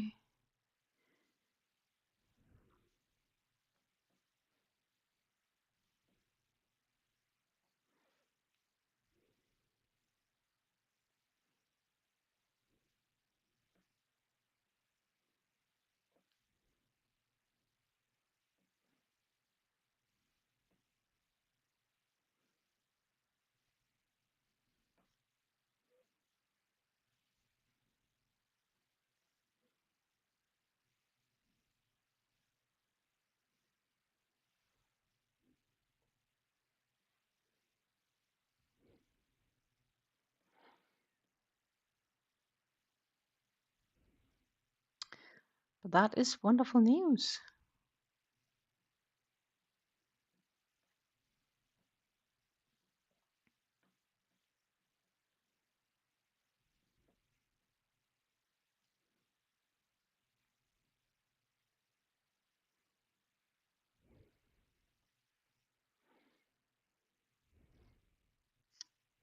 Ref says of those 3 beanie patterns, he likes the lullaby loops the best.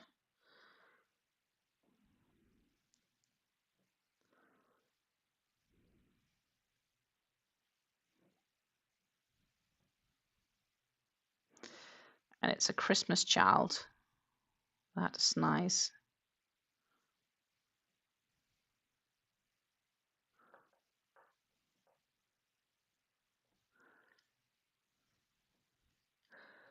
We have, I think, 4 rounds left on the cake before a color change. Let's move it a bit into picture. Did I move it far enough is a big question because I'm not watching. I did. Look.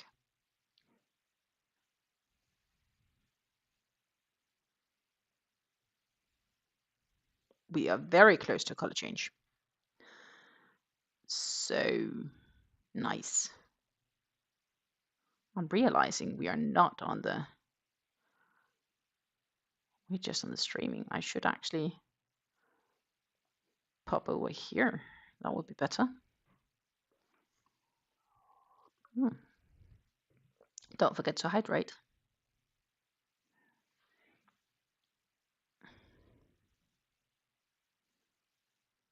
But yeah, so we are close to a color change.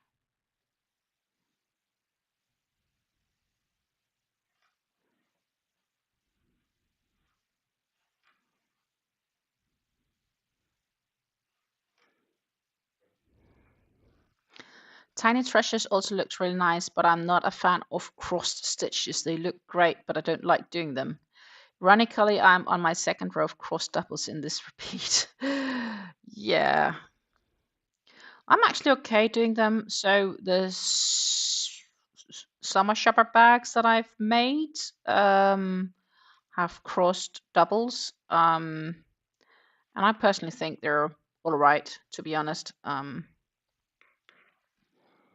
it's worked fine for me.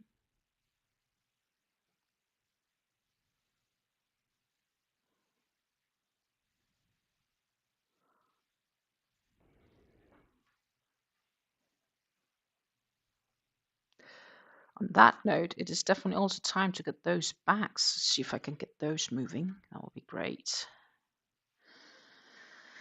Cross stitches doesn't bother Lisa. Then Rose says, but I'm weird in that I love post work stitches, like front post, back post. I think we all have our benefit, like all our preferences and less preferences for stitch work. For me, I like how the puff stitches look, but I absolutely hate doing them. Then I'd rather crochet 3 or 4 stitches together, so to say,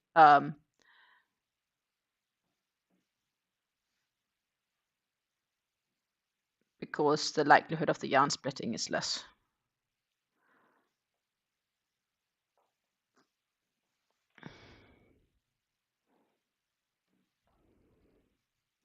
Most people seem and most people seem to be annoyed by post work. I don't think so. Back post puff stitches are my bane. Oh yeah, no, that doesn't sound fun actually.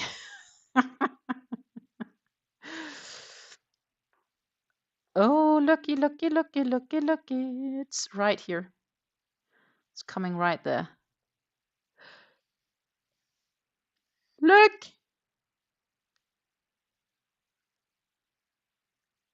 The knot. The color change knot.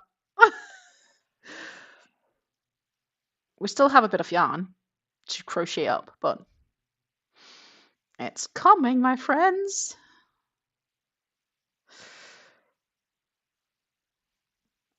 That's when I feel I make progress, when I do color changes. Like when the color change happens in the yarn, I'm like, yes!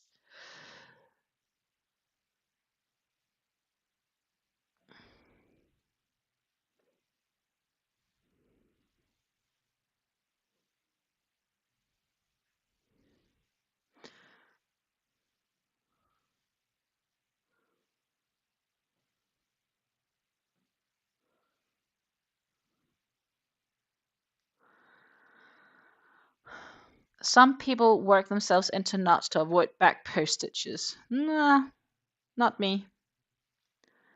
I don't mind. I'd rather do back post stitches than puff stitches.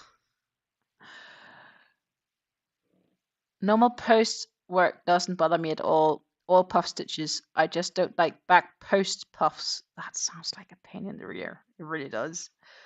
I don't think I've popped into a pattern knitting those yet. Or I haven't read the pattern and started working on a pattern that needing those yet. It could be that it's already in my stash somewhere or my pattern list.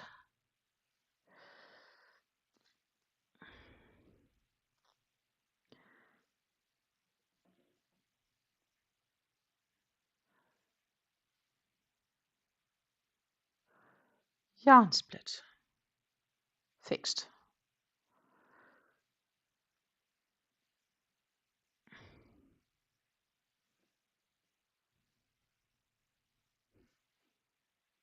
Yep. Color change definitely incoming. It's there any minute now.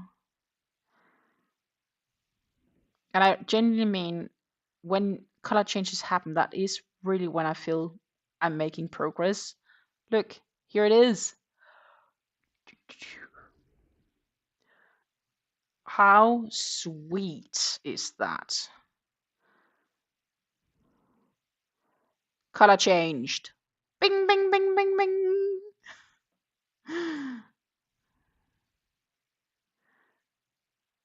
Color change.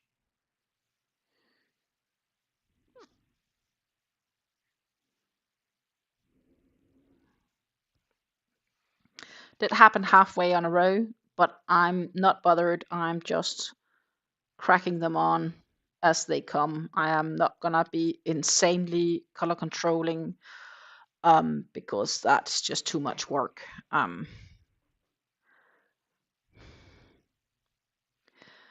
Rev says, I think everybody has at least one stitch they don't like, and Lisa agrees, and I agree with you guys both. For certain, there is always a stitch that we don't like, and the thing is, our opinion on which stitches we like and may not like are likely also to change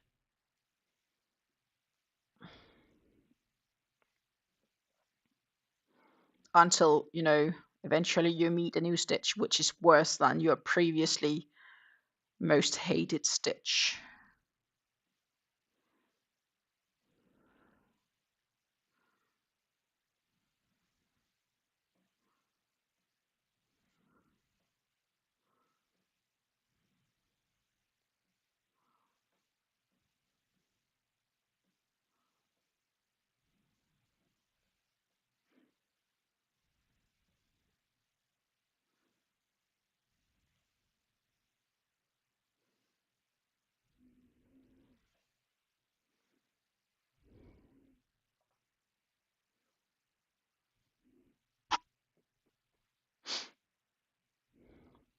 My daughter is crocheting herself a drafted dress from 2 Sultan Deluxe cakes, mostly in linked double crochets. Whew. A dress is a big piece. But still, I am going to knit a t-shirt and a sweater at some stage. Just haven't gotten around it yet. There's a couple of other projects I'd like to do first.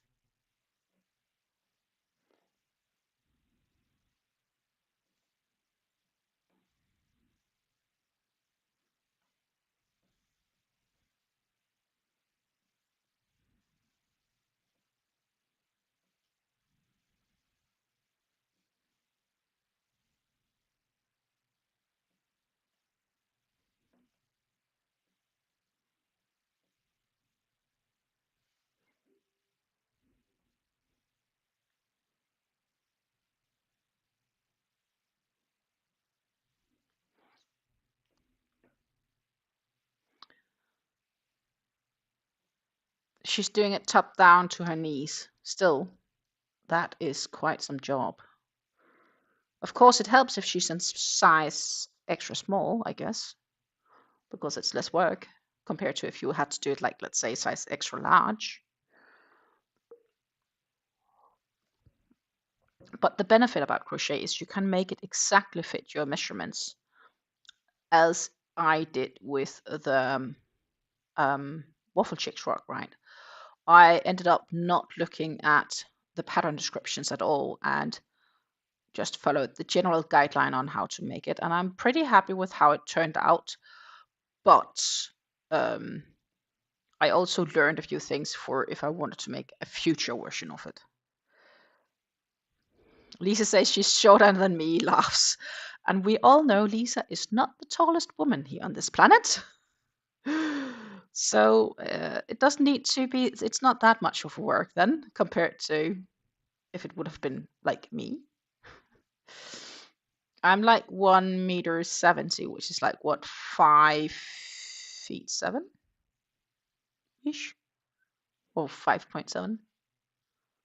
So I'm pretty standard sized for a European woman. Average. Average height would be correct terms. But then I'm quite impressed how she turned out that short, given the notes, is the fact that I know how tall your husband is. I guess you got your genes for height.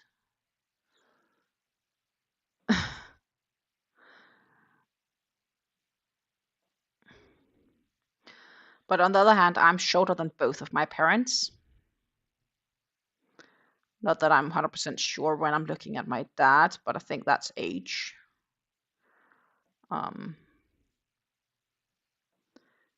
Generally, I'm a couple of centimeters shorter than both of them.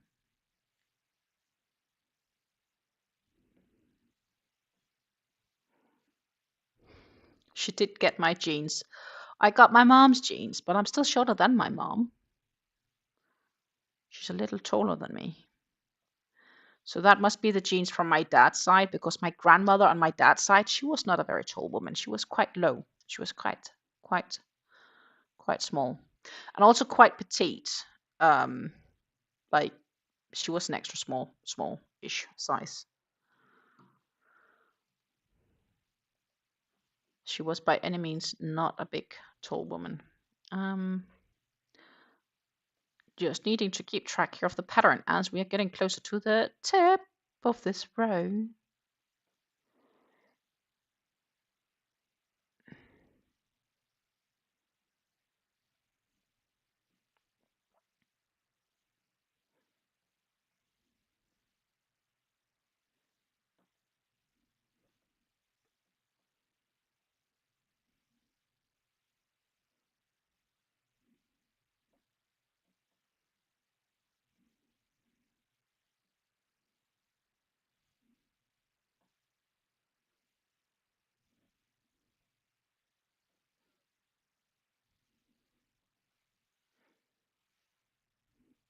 So that was the 32, and then I need to read for a minute.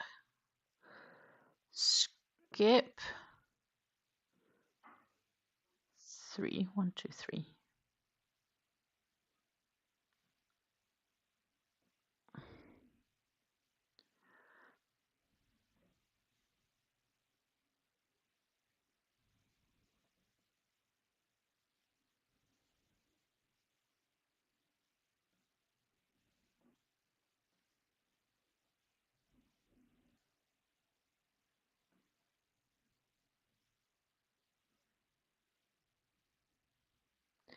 Then I'm probably gonna do 2 here is a good guess. But I didn't read, I should have read. Yes, I was right. Oh, that's predictable. I like that. 1, 2. I like when it's a little bit predictable. That's a good thing.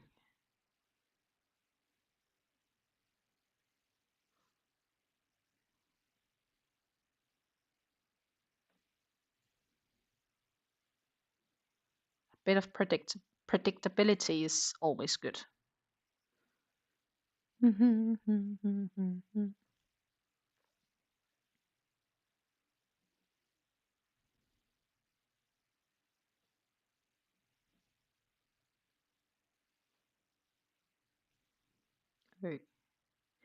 I will catch up on chat in just a minute. I am just gonna get to where it's all repetition again.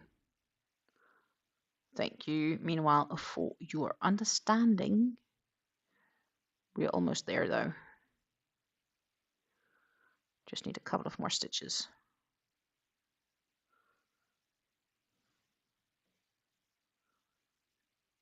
And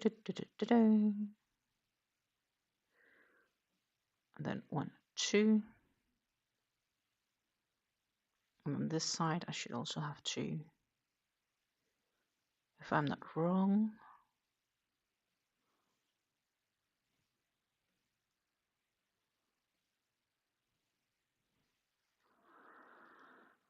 Oh my goodness. I feel like, yeah, I get in designer mode.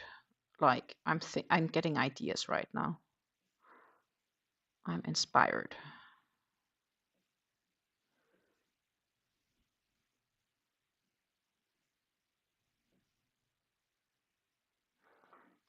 I am inspired by the world of love. So we are gonna crack on so we can catch up.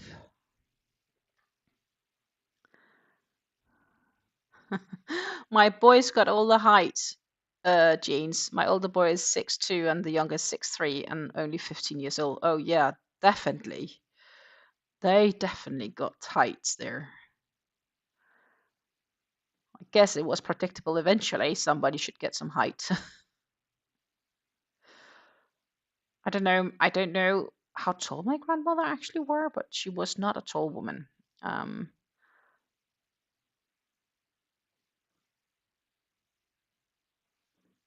Maybe 158. So I have no idea what that would be in feet. I would need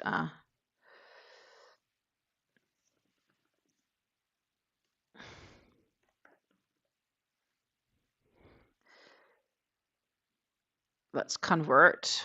Let's see. I found out a height converter. A good guess, without 100% knowing, is my grandmother was maybe 5.2 ish around.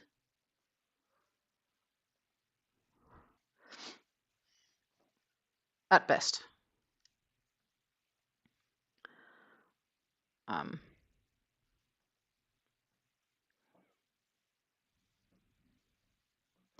So my dad got height from his dad, I'd assume. Definitely not from my grandmother. Not sure how tall my mom's mother were, but she was taller than my dad's mother.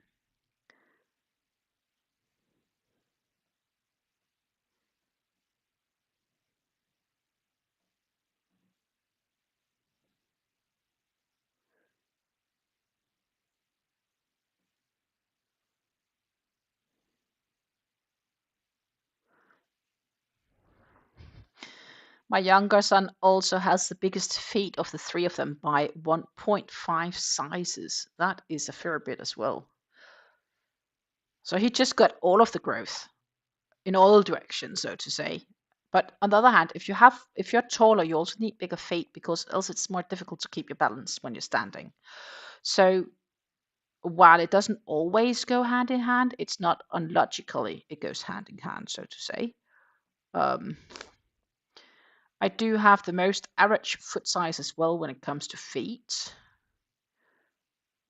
which means that I can't shop shoes on sale because, trust me, they will be sold out when they go on sale, usually, at least.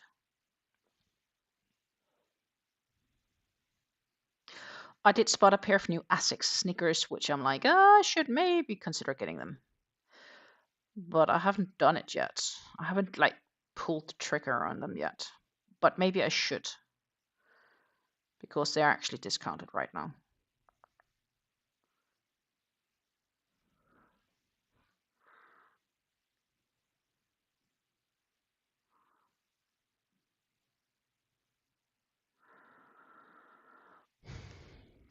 We're just hoping he doesn't grow taller than my hubby. Life is very difficult being that tall. That's true.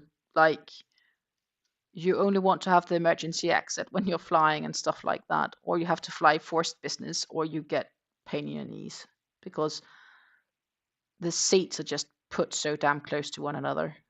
You can't fly monkey class anywhere.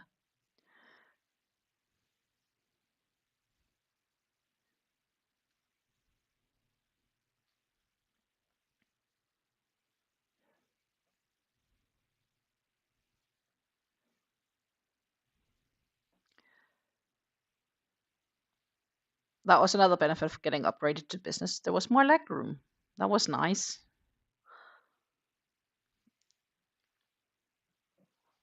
I need more of that. Spontaneous upgrades. Yes, please.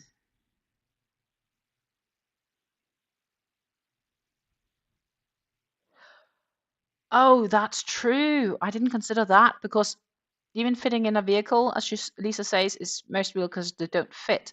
Yeah, because you can't put the seat far enough back.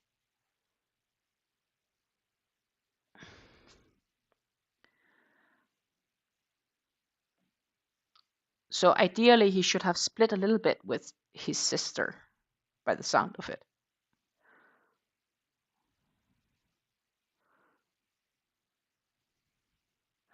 But we can't really control stuff like that, right? So it's just how it's going to end up being.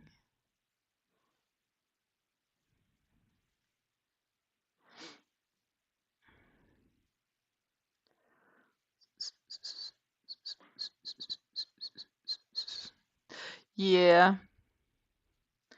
I have a Pirates of the Caribbean theme in my ears, played on cello. So because I think it's a happy tune. So I'm like sitting in a happy tune, rocking a bit with my head. Or the head touches the roof. True, my cousin has that issue. And he's not even that tall. Well, he's tall enough.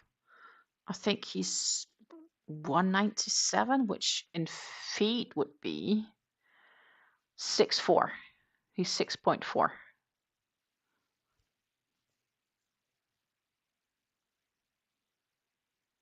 Or 6 feet 5 inches.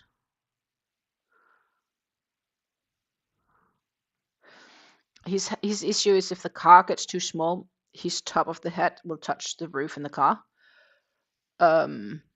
And that's because while he doesn't have super long legs, his upper body is quite long.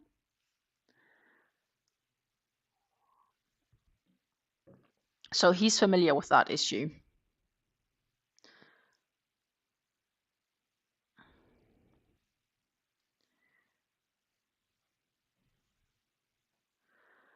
So he rarely sits in the back of the car. He would usually go on a front seat because the back seats are lower to the ceiling or the roof of the car than the front seats are.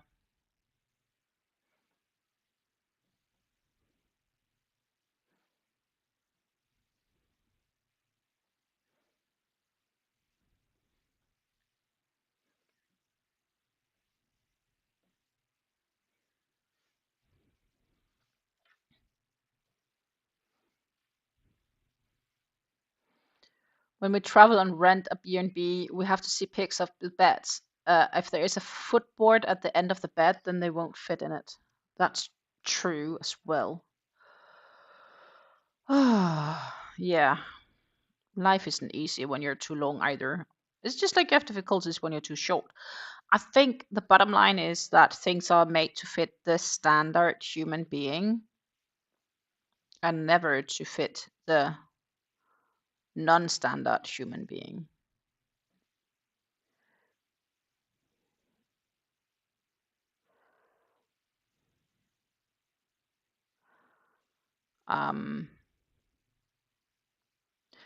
We have longer duvets because my partner, I guess, I don't know if he has long legs or what he does. He's not that tall actually, but he wants it extra extended length. And I don't mind because I don't want to freeze my feet either, which I never do because I'm shorter. So automatically, if he doesn't, I likely won't. So we have extra length. So our duvet is 120, I think. No, 2 meters 20 long instead of the regular 2 meters.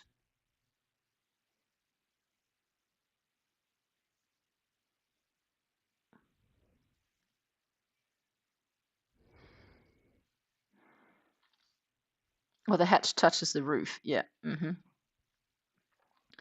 I think tall has more problems than short. Probably, yeah. I recently bought a small step, for my mom-in-law because in her new kitchen, after she moved a bit more than a year ago, she can't reach the top shelf. So I bought her a step where she can just like get an extra, I think it's like 20 centimeters or something like that, 20, 25 centimeters high. It's not very high. And it's foldable, collapsible. And I got it for her and she's really happy. She's using it multiple times already. So she's quite happy I got it for her. But she's also not very tall. She is tiny. She's a tiny woman as well.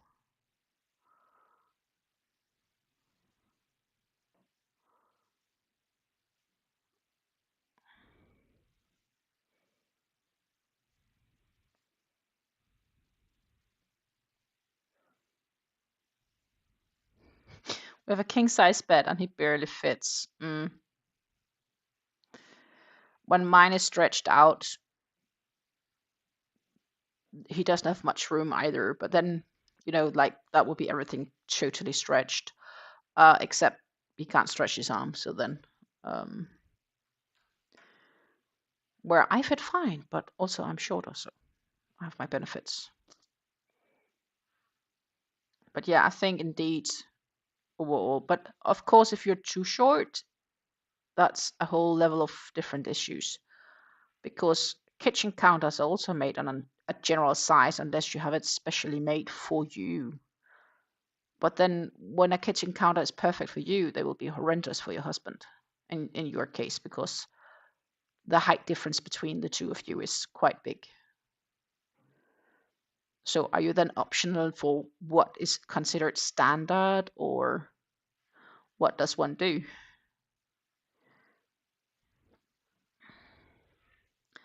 That is the big question, one would say.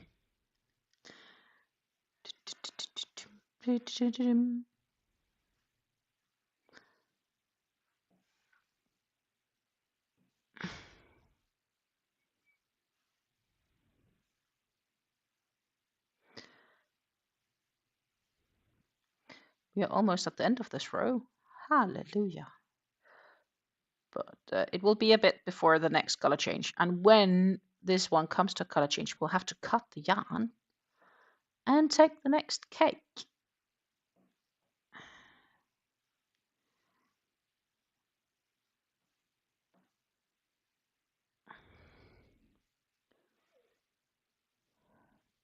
Standard counter height is too short for him, but it's a good thing it's my kitchen.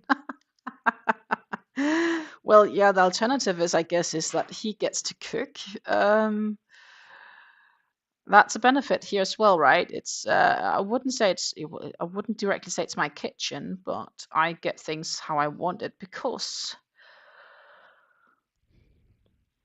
else he can cook, and he's not gonna cook in my case. He's swearing that my food is better than his. So what is on dinner plates, dinner plans tonight? Here we are gonna have a chicken salad. So I got a nice head of salads for us, mixed salads, and I am gonna fry some chicken on the pan, spice it a bit. Yeah, so it's a chicken salad basically.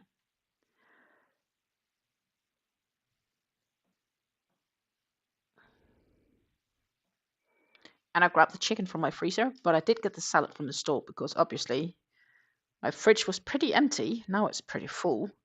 I ended up shopping more than I had anticipated yesterday as well, food-wise, because apparently the road is closed down to that store. So I decided I'll better get extra, because it looks like it's gonna close. They have closed the road for like 3 weeks,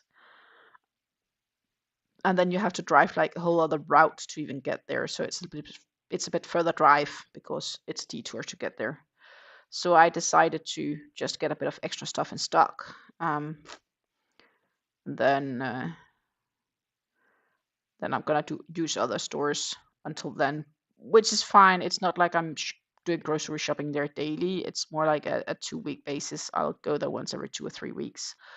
But just to ensure I'm not missing anything where I'm like, oh, I should get it from that store. So I decided to buy a bit of extra, which I did yesterday.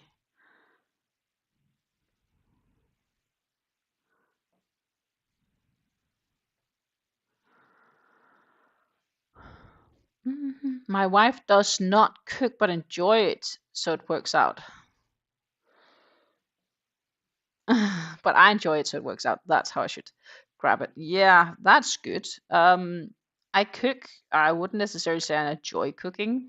It depends. I hate cleaning after cooking. So the rule is here in the house, I said I don't mind cooking as long as I don't have to clean from it. So that is our deal. I cook, he cleans up my mess. And Brev is getting the easy way, his fish and chips for tonight. Sounds good. Lisa is doing a big pot of Kommst Borscht, so it's the Mennonite cabbage soup. That doesn't sound bad either, actually.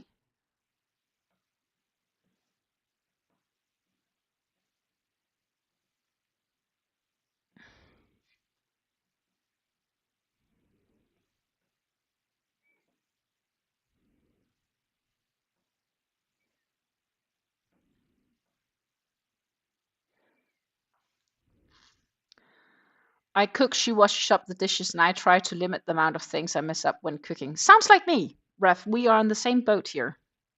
She dislikes cooking enough that she considers it a fantastic arrangement. Yeah, same here.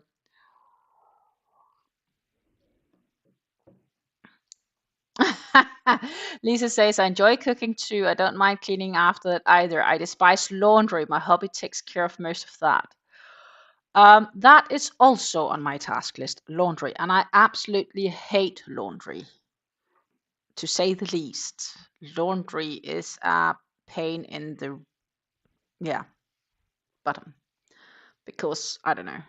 I don't mind putting it in the washing machine. I don't mind hanging it up, but folding it, sorting socks, stuff like that. Ugh. No, no, no, no, no, no, no. I hate folding laundry. I don't mind washing it, but folding, not my thing. Do, do, do, do, do, do, do. Skip 3. 1, 2, 3. Then it should be, yeah. 1.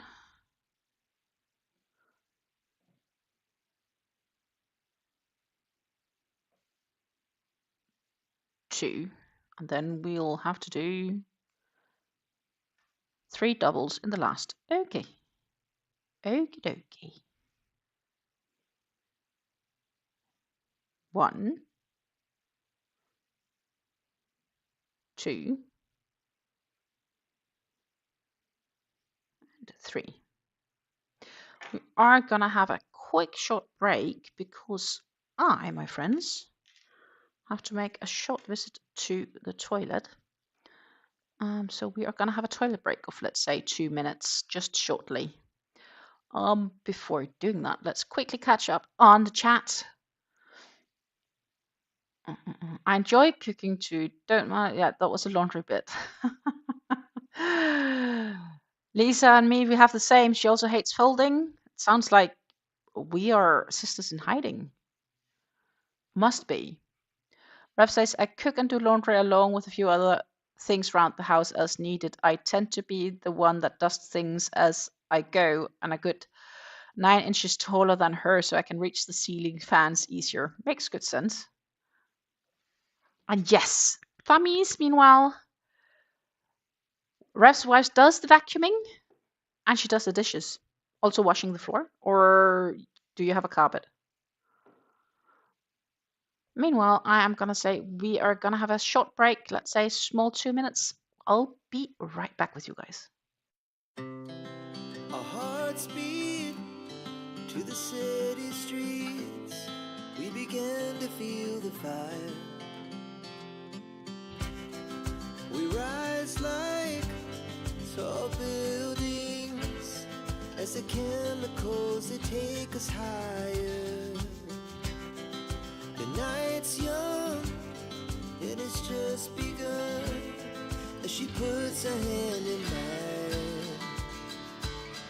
We wanna chase the night, wanna dance to the light, pull the stars from the sky, just two hearts running wild. Never sleep, never stop, as we shout from the top. We're gonna be two hearts running wild.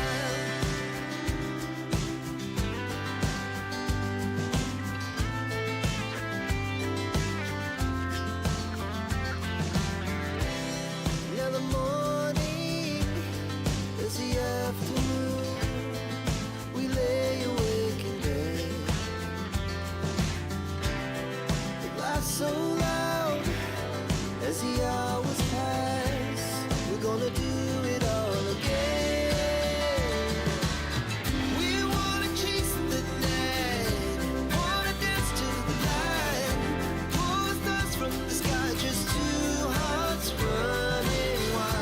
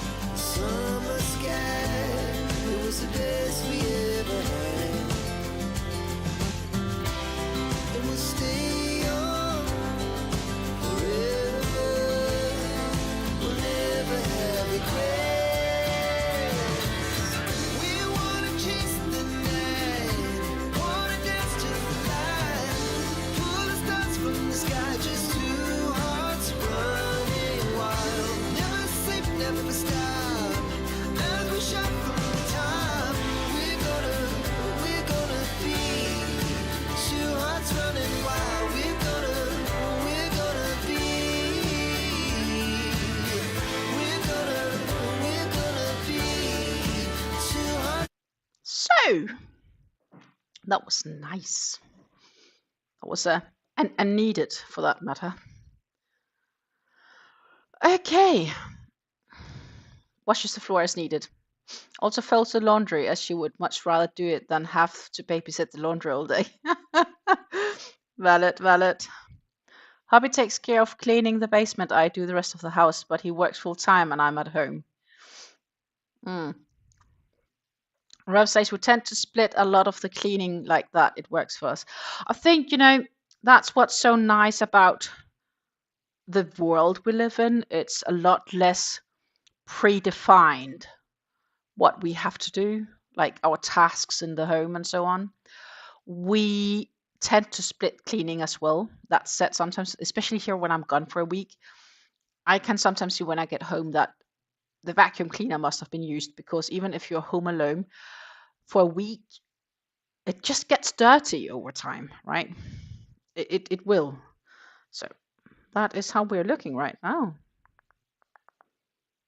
And here at the bottom, we are slowly making its own little fan, and we are fanning it further up here at the top because we're adding an extra stitch compared to the first couple of rows. So, oh, you can't even see that, but we are having extra stitches up here. So, yeah, I think we're making good progress here. But I really like how we, as humans,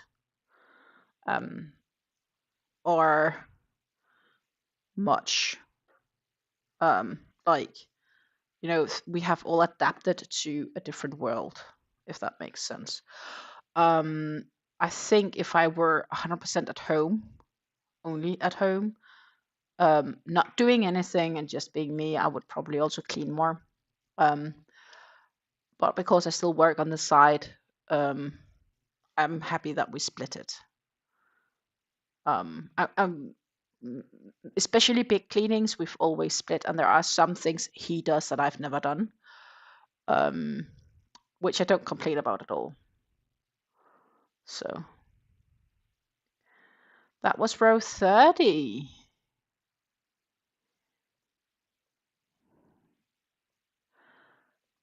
Okay, there's a note here. We just did row 30. From this row forward, skip every stitch between the chain 2 space unless otherwise stated. Okay. I guess we'll have to see. Should be fine, I'm sure.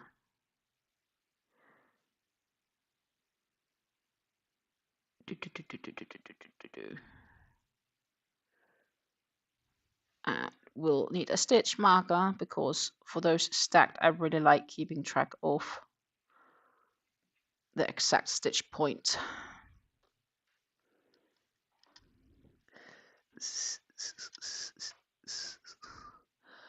Good. Then we'll need to do another 2.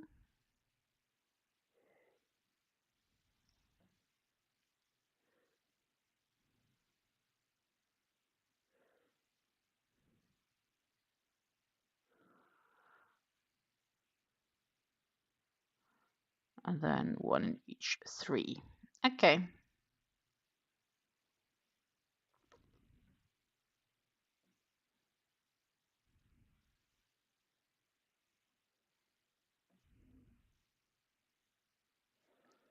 That was that bit. Skip 3. Yeah. Then we are back on the same as what we did 32 times, so that's easy.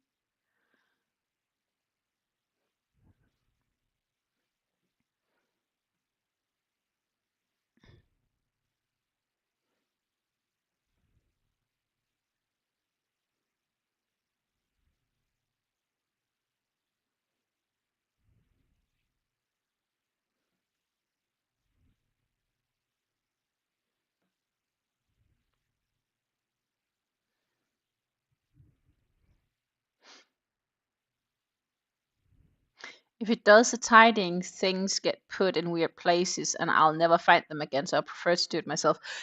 Yeah, and your problem is then he like stuck them up top high, so you need like find a chair or a step or something like that to get it back down. When he was working out of town, I had to do everything from cleaning to maintenance. He's home now, so he's enjoyed doing stuff that he couldn't do previously. Makes good sense as well. Hey Susan, what did you not miss? We're having fun. Glad to have you back, my lady. You missed the fact that I'm tempted to buy yarn, but I didn't. We didn't look at the yarns, but I'm just being like, oh, you know, itches, just general yarn itches. But I know I need to shop my stash, which I am doing diligently right now because this was from my stash. I did buy it at some stage with the purpose of this. But I didn't. I was a good girl.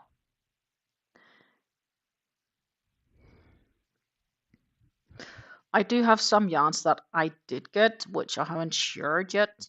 But it was because, you know, it was on sale and I could get free shipping to my mom, who has the rest of the yarn. And she's probably currently knitting on that, if she's still around. I don't know if she's still around. Mom, you here in the background knitting? Because I ended up ordering that summer top from my mom because I know she didn't have any project on her needles soon, which is basically she finished everything around when I was home. And I agreed with her she should make it, and I said if it ends up being just too small for me, then it might fit her, and then I'm fine with that as well. And I bought the yarn, and then I did buy a bit extra yarn because I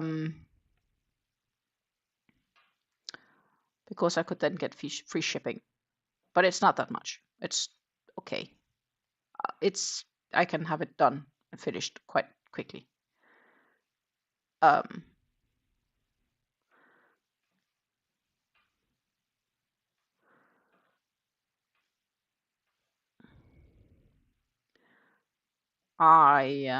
Yeah, so I got that quote unquote intentionally for the free shipping, and I had my eyes on it for a bit, so it was just a question of time, I guess.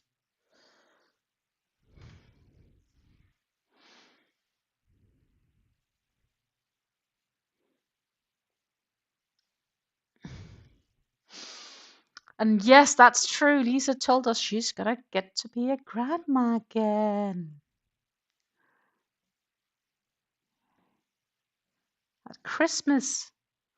Christmas present coming soon, so to say.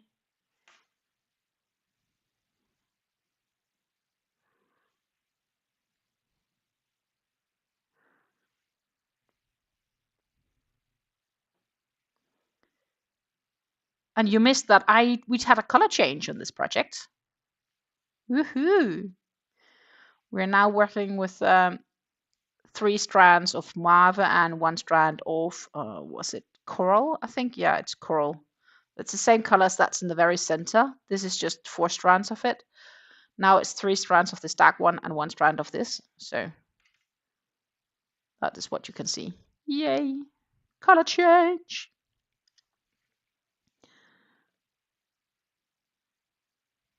Ugh. Helle says she's still around and she has knitted 3 rows and then figured out that she had twisted it, so she had to frog it and start over. That sucks. For those curious, I will share with you what I ordered. Oh, what is it called again? Oh, what's the name of the pattern? Oh, that's horrible. I should know that. Well, I'm gonna find the yarn and then maybe the pattern is there because anyhow, I got the rainbow bamboo from Hobby because it's a Hobby pattern. And I sort of hope it's here. Oh, that's actually pretty cool too. Here it is. It's the Eva summer top. Let's flip it over for you guys. Shopping. Here we go. This one. This one. I asked my mom to knit this one for me because my knitting skills is definitely not this advanced yet. So she's knitting this, but it only comes in small, medium, or medium large. It does say in the pattern that it is stretchy, very stretchy. So I hope I can fit the medium large. I may not, but I hope. But if it happens to be too big, then my mom will get to keep it. I will, I guess, hope that I actually do manage to lose some weight. And yeah, it's just gonna be it. So yeah, I ordered this one. I did choose a bit darker colors because this is in the artichoke. I really like how this is made. It's a really nice pattern, I personally think. But it's definitely way too advanced for me to do. The color I ended up choosing, we need to pop back to this, is this dusty pine. So this dark green, dark dusty pine, sage green. I like color. So I ordered that yarn plus an extra skein just in case. And there was a little bit left to get free shipping. And for that, I did buy some extra yarns, which I will share with you in, I guess, next yarn talk video, which is probably going to be on Friday to make a catch up on everything.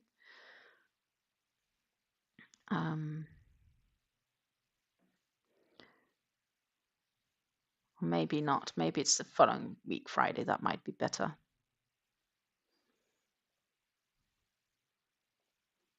I think.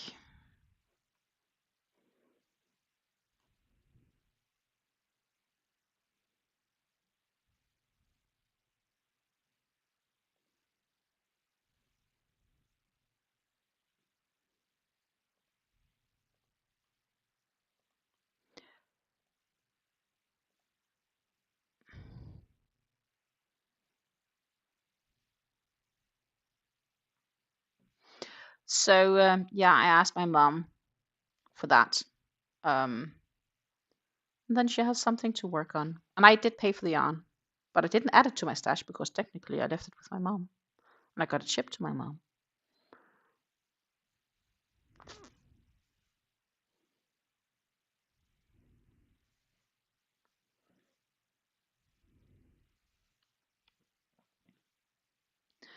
Lisa says, I think I'll be ordering from Premier their Stitch Please DK for the wool and Cotton Sprout DK for the cotton blanket. Oh, that sounds like a good plan. She should be able to find out the gender of the baby in late July, so there will be a yarn haul in the summer. She's already requested 2 blankets, 1 cotton and 1 wool. That's a good plan. And it's something that they can have for a long time even, huh?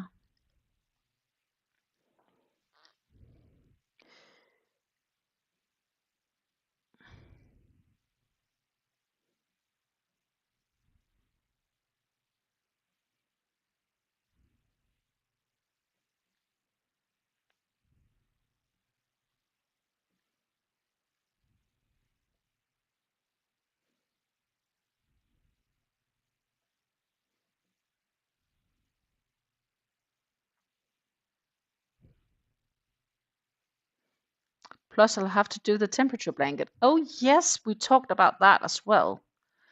But that's from, isn't that from when they get born until like a year of age? Approximately? I think you talked about that once.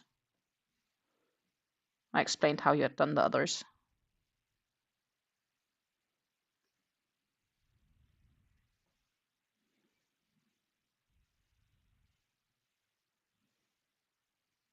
Yes, starting the day they're born.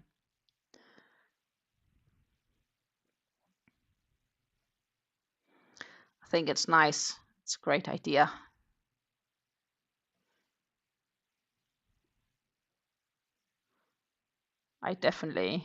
There is no chance of that happening here anytime soon. My dad said at some stage, yeah, what if? And me and my mom were just looking at him, and I'm being like, I think it's a little bit late for that. I could technically still get kid children, but honestly, I would be really, really old, and we would be quite old parents then. And I don't have a desperate need to do that by any means. Um, so it's just not going to happen here. Um, there were other priorities in life, and I also think maybe when it would have been a possibility, um, maybe the money weren't really there, so to say, because getting kids is not cheap. Uh, Getting and having kids is just not cheap. I don't need to say much more than that. Everybody who has children should know. Um, and yeah, we just have other priorities in life. So, and honestly, looking at the world as it is right now, I don't even feel if it's a good world to put children into because it's a freaking mess, to say the least.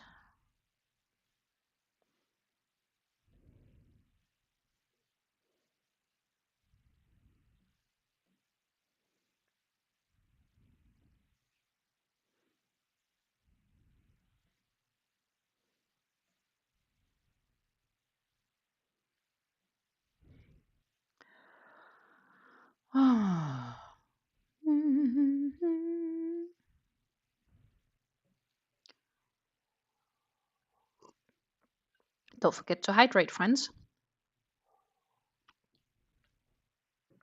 Hydration is important.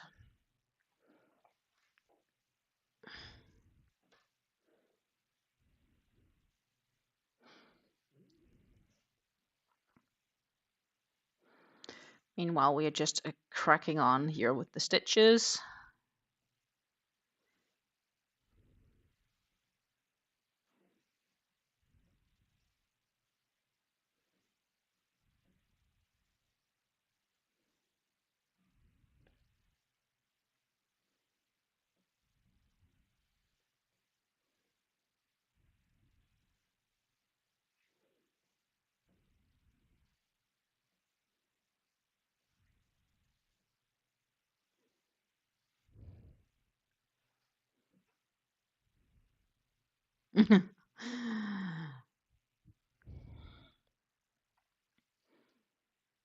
Okay, so the temperature blankets is also made in cotton.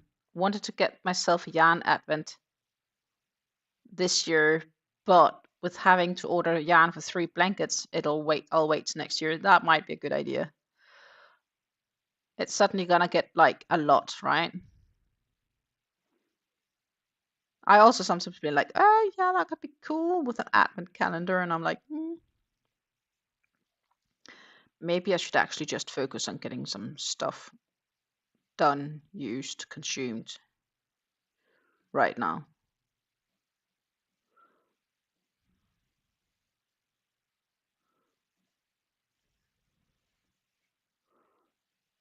That would probably be better.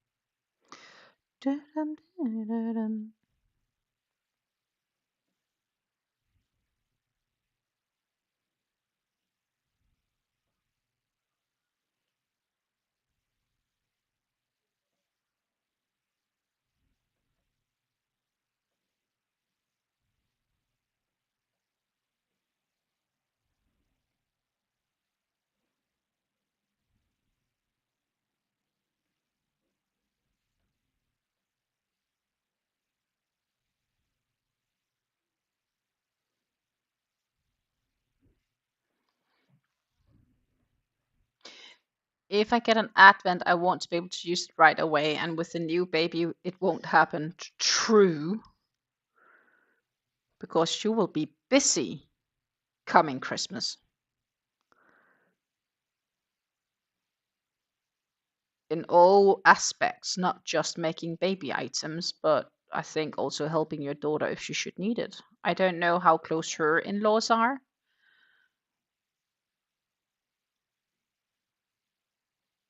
You know, like my mom-in-law would be really close, but my parents would be far away, so they would be able to help limit it should it happen. But it's like there is zero plans of it, but let's just assume. Um,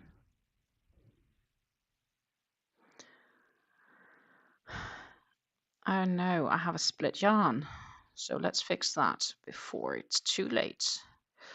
And as my mom says, and that's actually probably valid, it's limited how much pleasure they would get from the grandchildren in any case, because I live so far away. And they would need to learn to be multilingual because obviously they would need to speak both Dutch and Danish.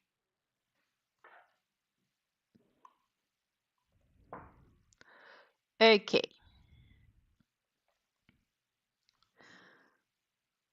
Skip 3. 1, 2, 3.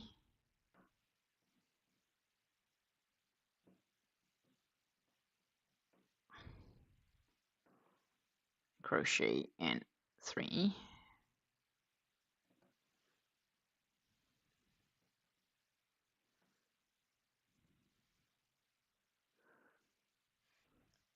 Ooh, that's different. Okay.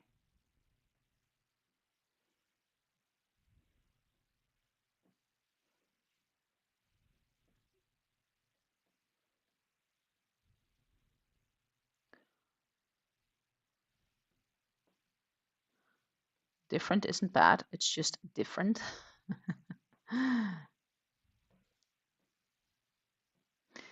It's good that I pay attention because else that would go wrong. And then I need to skip 2. Yep.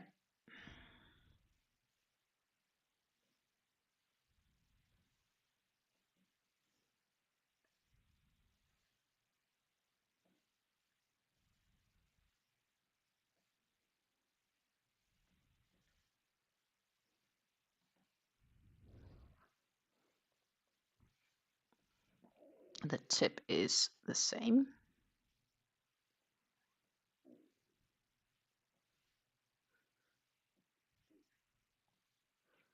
Maybe, just maybe, I can reach to finish this row before the end of the stream. No promises given.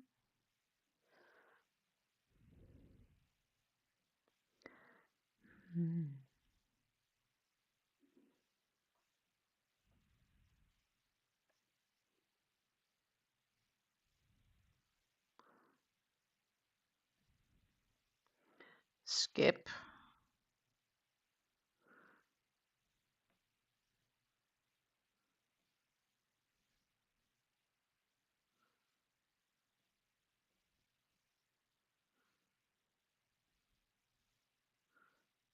And again, the small change.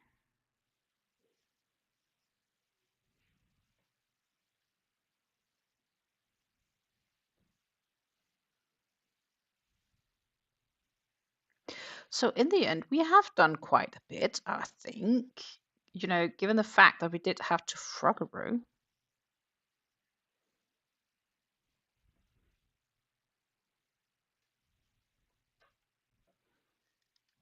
That could have been much, much, much worse. I think. Let's see here. Skip 3. That matches. And then the rest is all the way bum bum bum until the end. Hell yeah.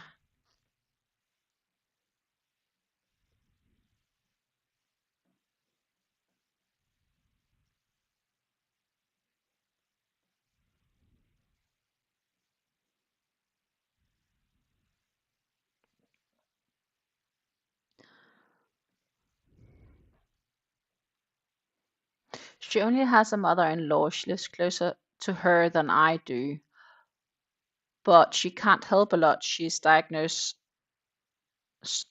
a diagnosed hoarder, but she doesn't get any mental care for it. Oh no, that's no good.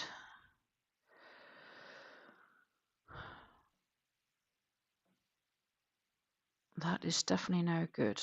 We have seen people with some crazy hoarding issues. I am definitely a yarn hoarder. But I think that's a good thing. Right now, I'm aware of it, so I can do something about it, right? Like, I am limiting my yarn purchases. I am trying to get some of my stock shifted around and stuff like that. I still need to. I have a shawl I need to block and send to a friend in Denmark. The only thing I'm debating on, I have to ask her what she would rather, because I could technically also bring it to Denmark and ship it from Denmark to Denmark. That would likely be cheaper for her.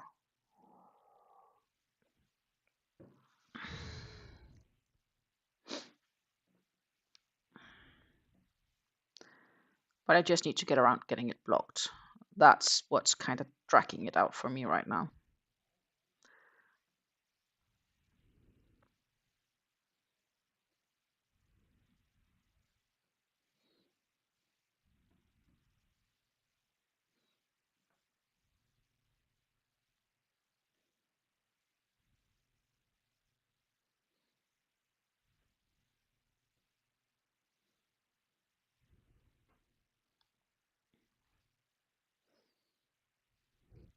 Then I also have, and I should have brought those with me when I were in Denmark, but I didn't.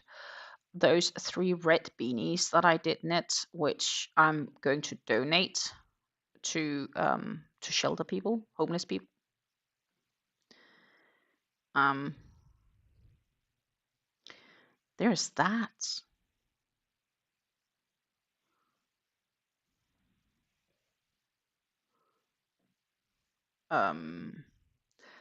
And either I will do that here in the Netherlands, but I haven't really found lots of places to do it.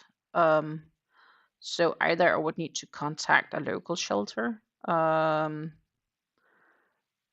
local organization to see if they are interested, and alternatively, I'll just bring them to Denmark and hand them over to my mom, who will ensure that they will get to Danish people in need, people living on the streets, homeless people, or it could go to the crisis centers as well. But it is more a winter thing, so it's not like it's desperate need right now.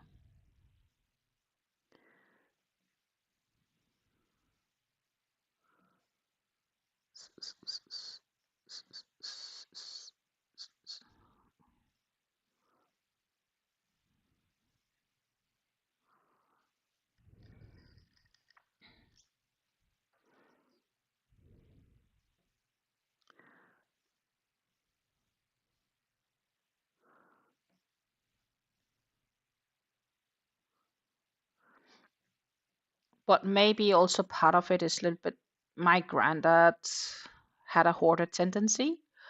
That said, it was like clean hoarding. He had piles of everything everywhere because he's from the generation where he didn't throw things out. Getting new things were expensive. So I think you would more say he was like trying to be friendly to the environment, and like if he was needing something, he could likely salvage it from one of his piles, and he knew exactly where he had things. So he would have a pile with iron bars, and he would have a pile with wood, and he would have a pile with that, right? Um, so he would reuse things, or repurpose things when possible. Um,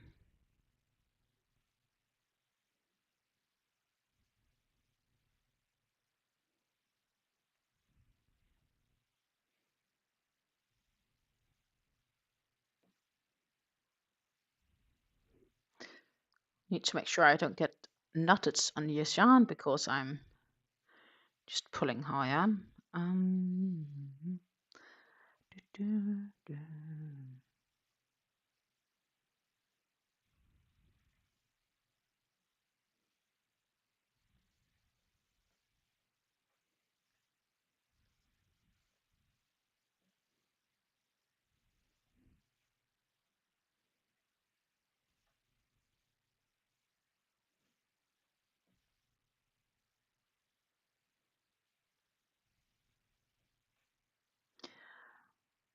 Yep. It's a row ago we changed color.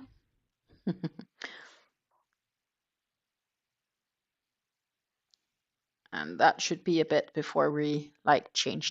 But as I said, next time we get a color changing knot, then we are gonna cut the yarn and we are gonna add another cake, which has the exact same color strand. Oh, I don't need 3 double crochets, I only need 2. And we'll do that twice. Then when we're at the second cake, third cake of this color,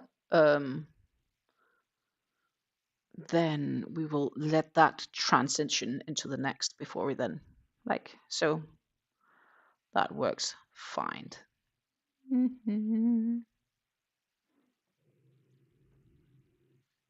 Oh, my stomach is telling me it's hungry, but I also didn't feed it an awful lot today. I will have to admit I did feed it, but it's probably wanted more.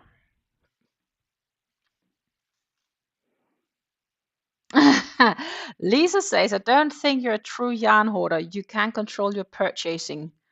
She cannot. She literally just has passed through her home. Our grandson has never been to her house as it's unsafe. Oh my goodness. That's serious. That is definitely a serious issue.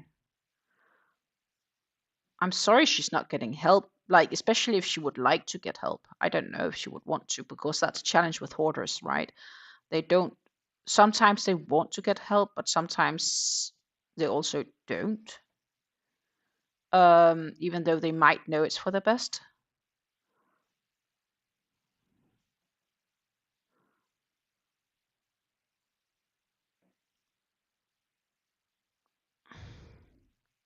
But yeah, indeed, I'm trying to control my purchasing. It didn't feel very controlled a while ago. Like in 2023, I got lots of yarn. That was not very controlled. Well, that's why I have so much yarn as I have now. I did a fair bit of purchasing back in 2022 and 2023. What is worth saying is that I definitely limited my purchasing for 2 reasons. One, I realized how much space suddenly it had taken. Because I had it stored in a room where I don't come daily, and it was like, out of sight, out of mind kind of concept, which is not a good way of doing things either, right? And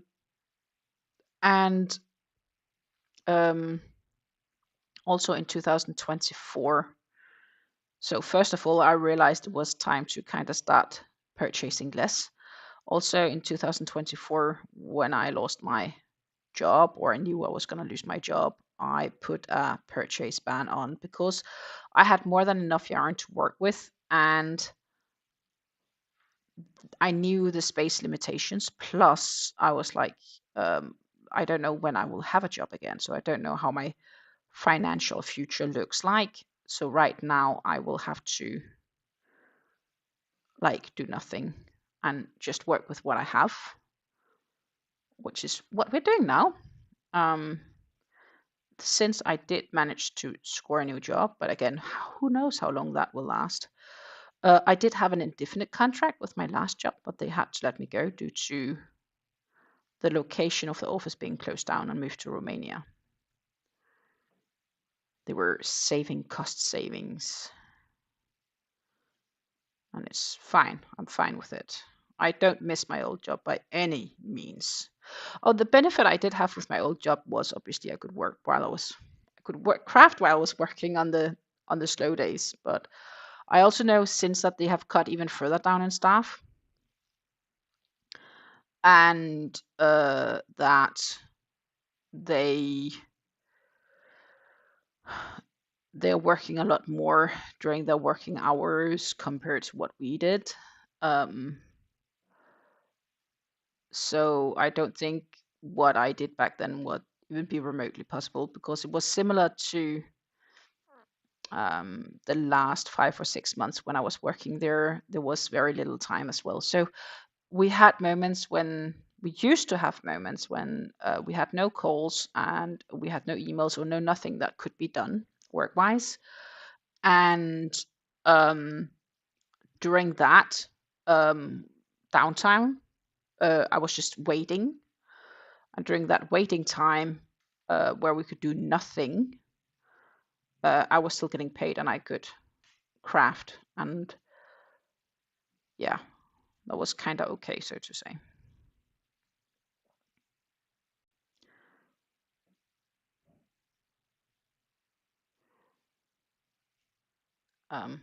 But as I say, I don't miss the job. I don't miss the way things was run at the company I worked at back then. So in many aspects, I'm really happy that I moved on. With my current job, I could technically say, oh, I'd like to craft for half an hour before I'd work or whatever. I could do that, and then I'll just work half an hour longer in the end, if that's what I wanted to do.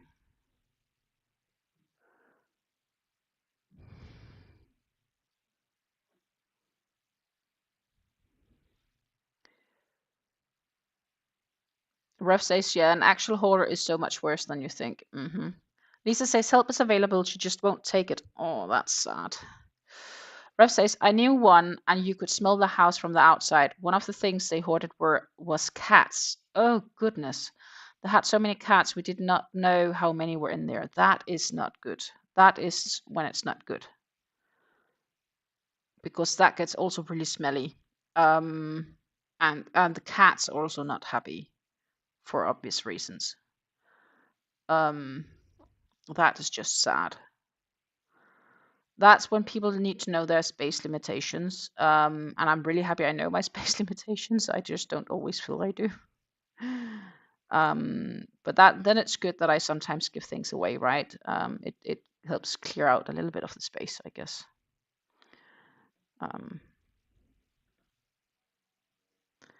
So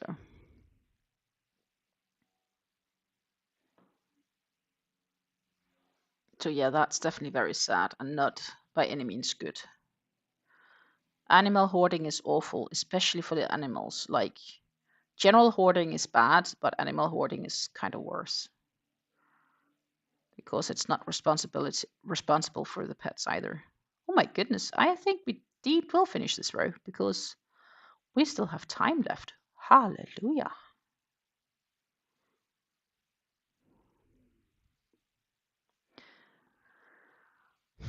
I think I need to have a look at my schedule.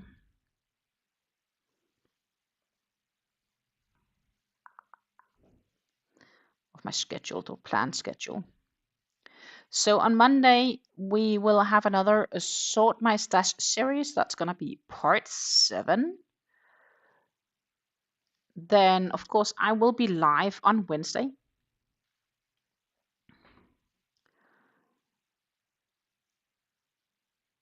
And then I will also be live, I think, Friday. And then I'll do a yarn talk the following week, Friday.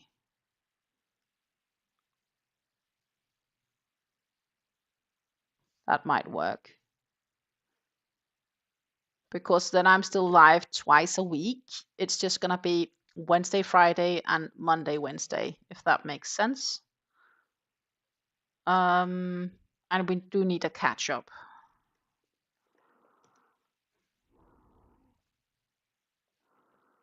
So I think that is what we are going to do.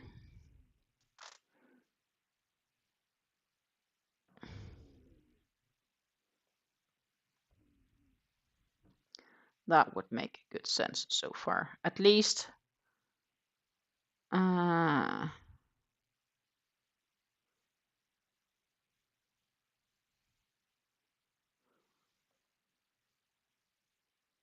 that will make sense this week or for April. So that is what we're gonna do. Yes, good. So I'll definitely be back on Wednesday. Let's see. I need to finish off this row. How do I do that? Skip 1, 2, 3. Done. And then we are doing 3.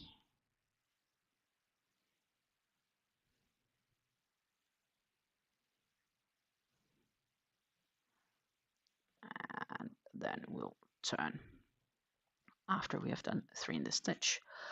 And I think, as I said, so I'm definitely also not gonna be, this is not gonna be a project I'm only working on during the live, because then we won't finish this year. Or well, we probably would, but it's way too much. So I am likely going to work on this until Wednesday, at least a bit. I may also start some other projects. But as I said, it's not gonna be the only thing. Let's see here. We could start on the next row. What did I say from this row? And what skip every stitch between the chain 2 spaces unless otherwise stated. Logic.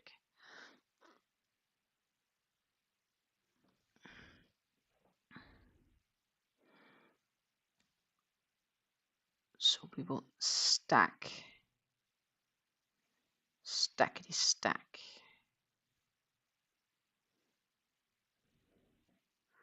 And 2 doubles.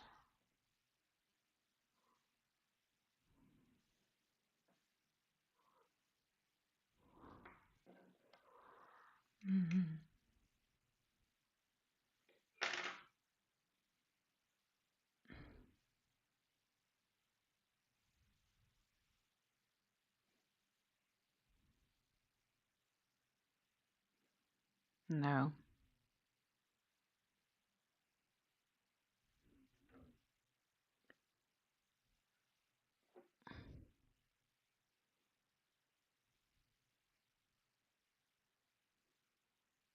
That's the one.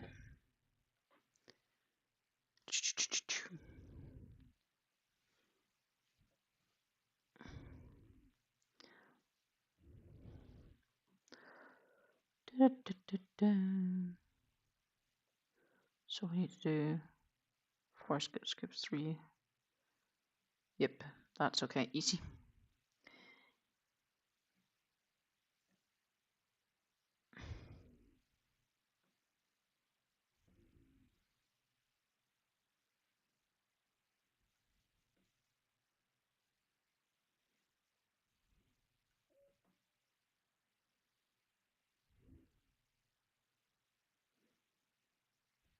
Now it's definitely getting visible here on the top, how it's going.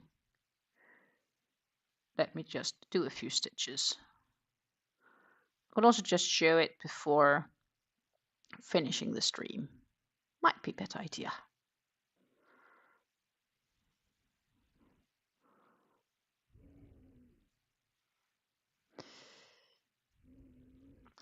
The problem a lot of people don't realize is that cleaning out the stuff just makes the issue worse if it isn't done with a truckload of mental health work. True, because then they are back at they just hoard new stuff, right?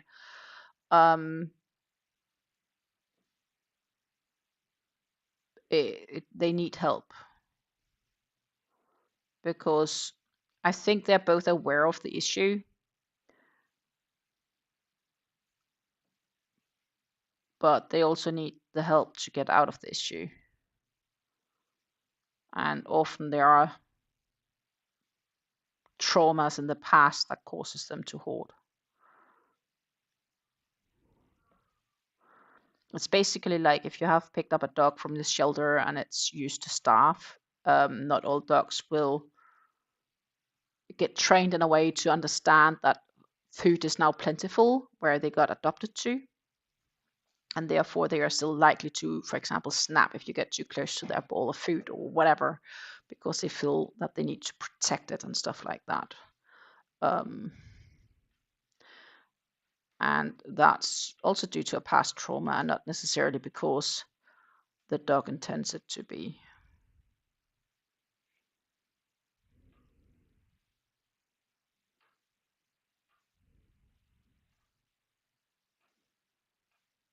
And maybe that is also redeemable with the right training. I cannot say because I am not a specialist within dogs.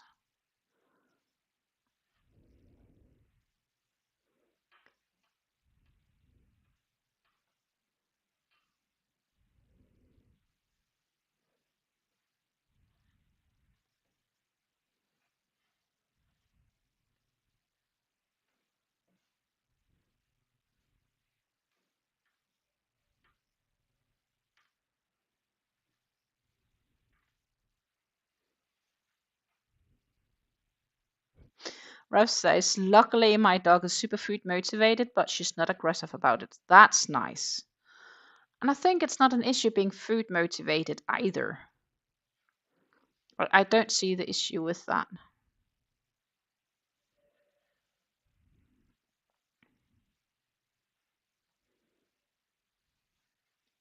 As long as the owner then can control that it's not getting too much.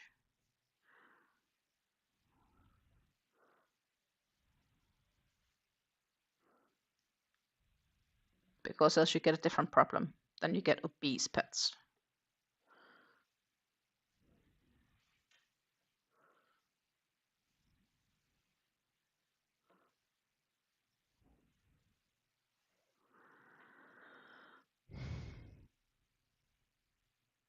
Well, that's nice. Lisa says, I can't speak for all dogs, but my dog had a food issue when we got her. It took me about a year to train her out of it. Now my dog hardly cares about food. Probably because your dog then also knows that it's secure. It will get food. Like, you take care of it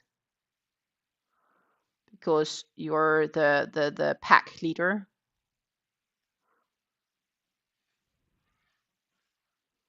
I guess it's also about building that trust, especially if you have adopted. Rev says she's a collie lab mix, and labs are already food motivated more often than not, and she was a stray for a while and was skin and bones when we got her. Then she's indeed double food motivated, I can only imagine. And labs then can definitely quickly overeat. I don't think I would have a permanent bowl standing for those filled with cobbles or something like that. Or kibble.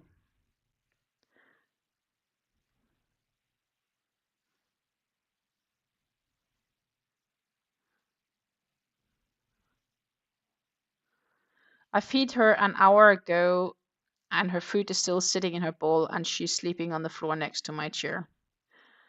She's in no rush.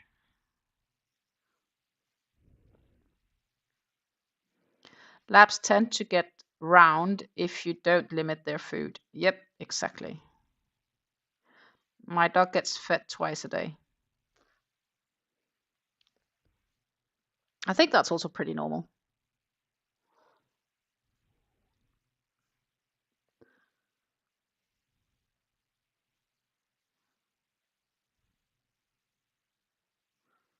And some dogs will always take, and some do less food because they may need more room for training. Especially if they're food motivated and people train them right. I think I'd like a dog later in life. That's something I've considered. Like when I'm traveling less, I think I might actually want a companion at home. And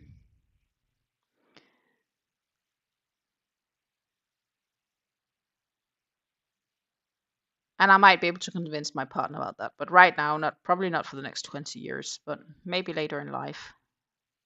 I can see myself with a smaller dog, for sure. But right now we travel too much. It's not realistic. It's not matching our lifestyle, one could also say.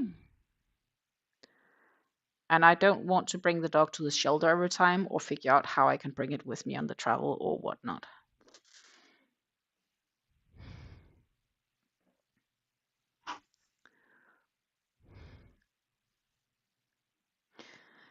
If you have a snack, she's very interested, but she does not get people food despite her insistence. All snacks must go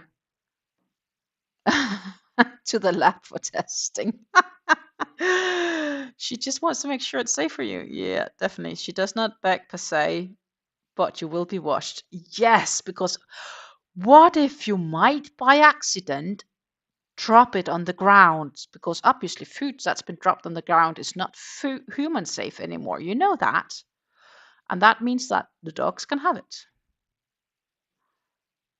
Isn't that how it usually goes?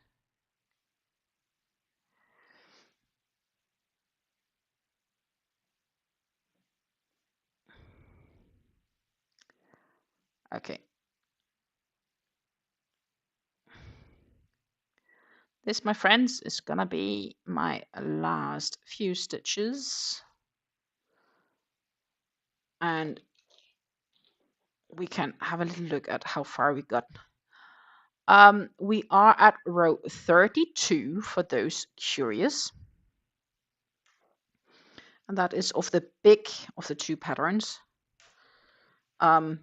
This will need blocking, especially this, because it's wanting to fold, especially the hard piece where I did singles, and I really tried to do those single crochets loose, but I don't really feel that worked. But you can see down here at the bottom, let's see if I'll just pop it over here. I can easily see what I'm doing. You can see it's slowly spreading out as a little fan here at the bottom as well. And at the very top, let's pick the other one because it's more visible. We are starting to point even further up. I have to look at it like this. This is the outside, so I have center here. Because we are adding more stitches here than we normally would do for an increase. So it goes a bit like, it goes more fan shaped as well. And of course we have those absolutely gorgeous posts to kind of create some depth on the pattern here. It's really, really nice, if I may say so. So we got to round 32, working on round 32. I am reasonably sure that I will be further along before we get back together on Wednesday. If we will work on this shawl on Wednesday, I don't know yet. I don't know yet. It depends. It depends on my mood on Wednesday and everything else going on. But it's here and it's definitely not finished on Wednesday. So there is always this as an option, or maybe I'll have 2 projects to work on. Who knows? Rev says, yes, she's on Crump Patrol 24/7. Sounds familiar. Lisa says, my dog begs, but in her own way, she puts up her chin on your knee so you know she's there. Just in case you didn't see her, she's a Great Dane mix. Right. You will definitely see that one. Thank you, Susan. Susan says the shawl is looking great. Thank you, thank you, thank you. Rev loves the shawl. I do too. I am definitely looking forward for when that one's finished. Lisa has a question for us all. Have you ever had a yarn where you touch it and it's soft, and then you come back later and it feels rough, and then later again it feels soft? I'm not sure if I have. So far, I generally tend to find that it's soft if it's been soft, but maybe a rough can turn softer over time when you worked on it. I don't know. Not familiar. Not familiar. I don't know about the others. Rev says not really, Lisa. I don't know if Susan has an input on that, or anyone else for that matter. Meanwhile, we did finish finish that. And it does look, we can have a look at this. Look, it's slowly getting to a change. But as I said, I have 2 more of these cakes where we have to go from the outside as well first until that actual color change. So when we get there, we'll cut the yarn, take the next cake, which is not that far away, right, etc. And we'll just do them one by one by one by one. That is how it's planned to work.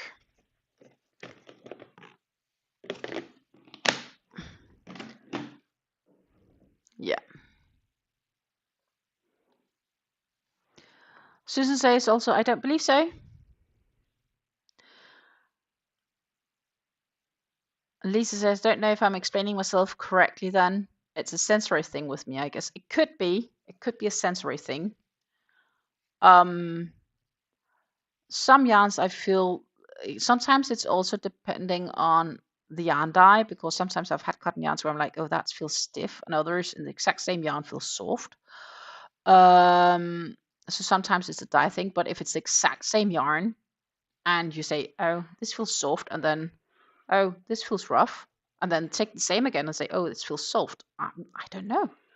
Then maybe it's a sensory thing. Maybe. I don't know. Anyhow, ladies and gentlemen, it has become 5 p.m.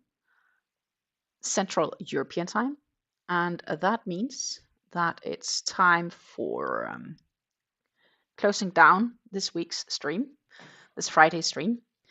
And another thing is that, as I said, on Monday we'll be back with sorting my stash, and we are gonna stack some more cake yarns along a few others to my Ravelry to add more days and consumption to my, yeah, I think I will not, I think my stash will outlive me and I won't outlive my stash, but who knows. Then Wednesday I will be back live with you guys again, which I'm definitely looking forward for. Let's get this back to default because else it's a bit dark. Which I'm definitely looking forward for, being back with you on Wednesday. And Friday as well next week, I'm planning to be live. I will try to, like this, maybe set up the streams in advance like I did, because I already set up the stream yesterday, so people knew I was going to be live today. But on Wednesdays, I generally cannot be live earlier because of my work time. Fridays, I work an hour less, so a bit easier sometimes Friday to do that, depending on how my Friday morning goes. Anyhow, I'm going to say thank you so much for watching. If you are watching it from the very beginning to the end right now, I'm thanking you so much ever for your support. Don't forget to hit the like, subscribe, and I'm gonna say thank you so much for watching. Take care and happy crafting until I see you in either another video or in my next live. So yeah, have a great weekend, everyone. Take care. Bye.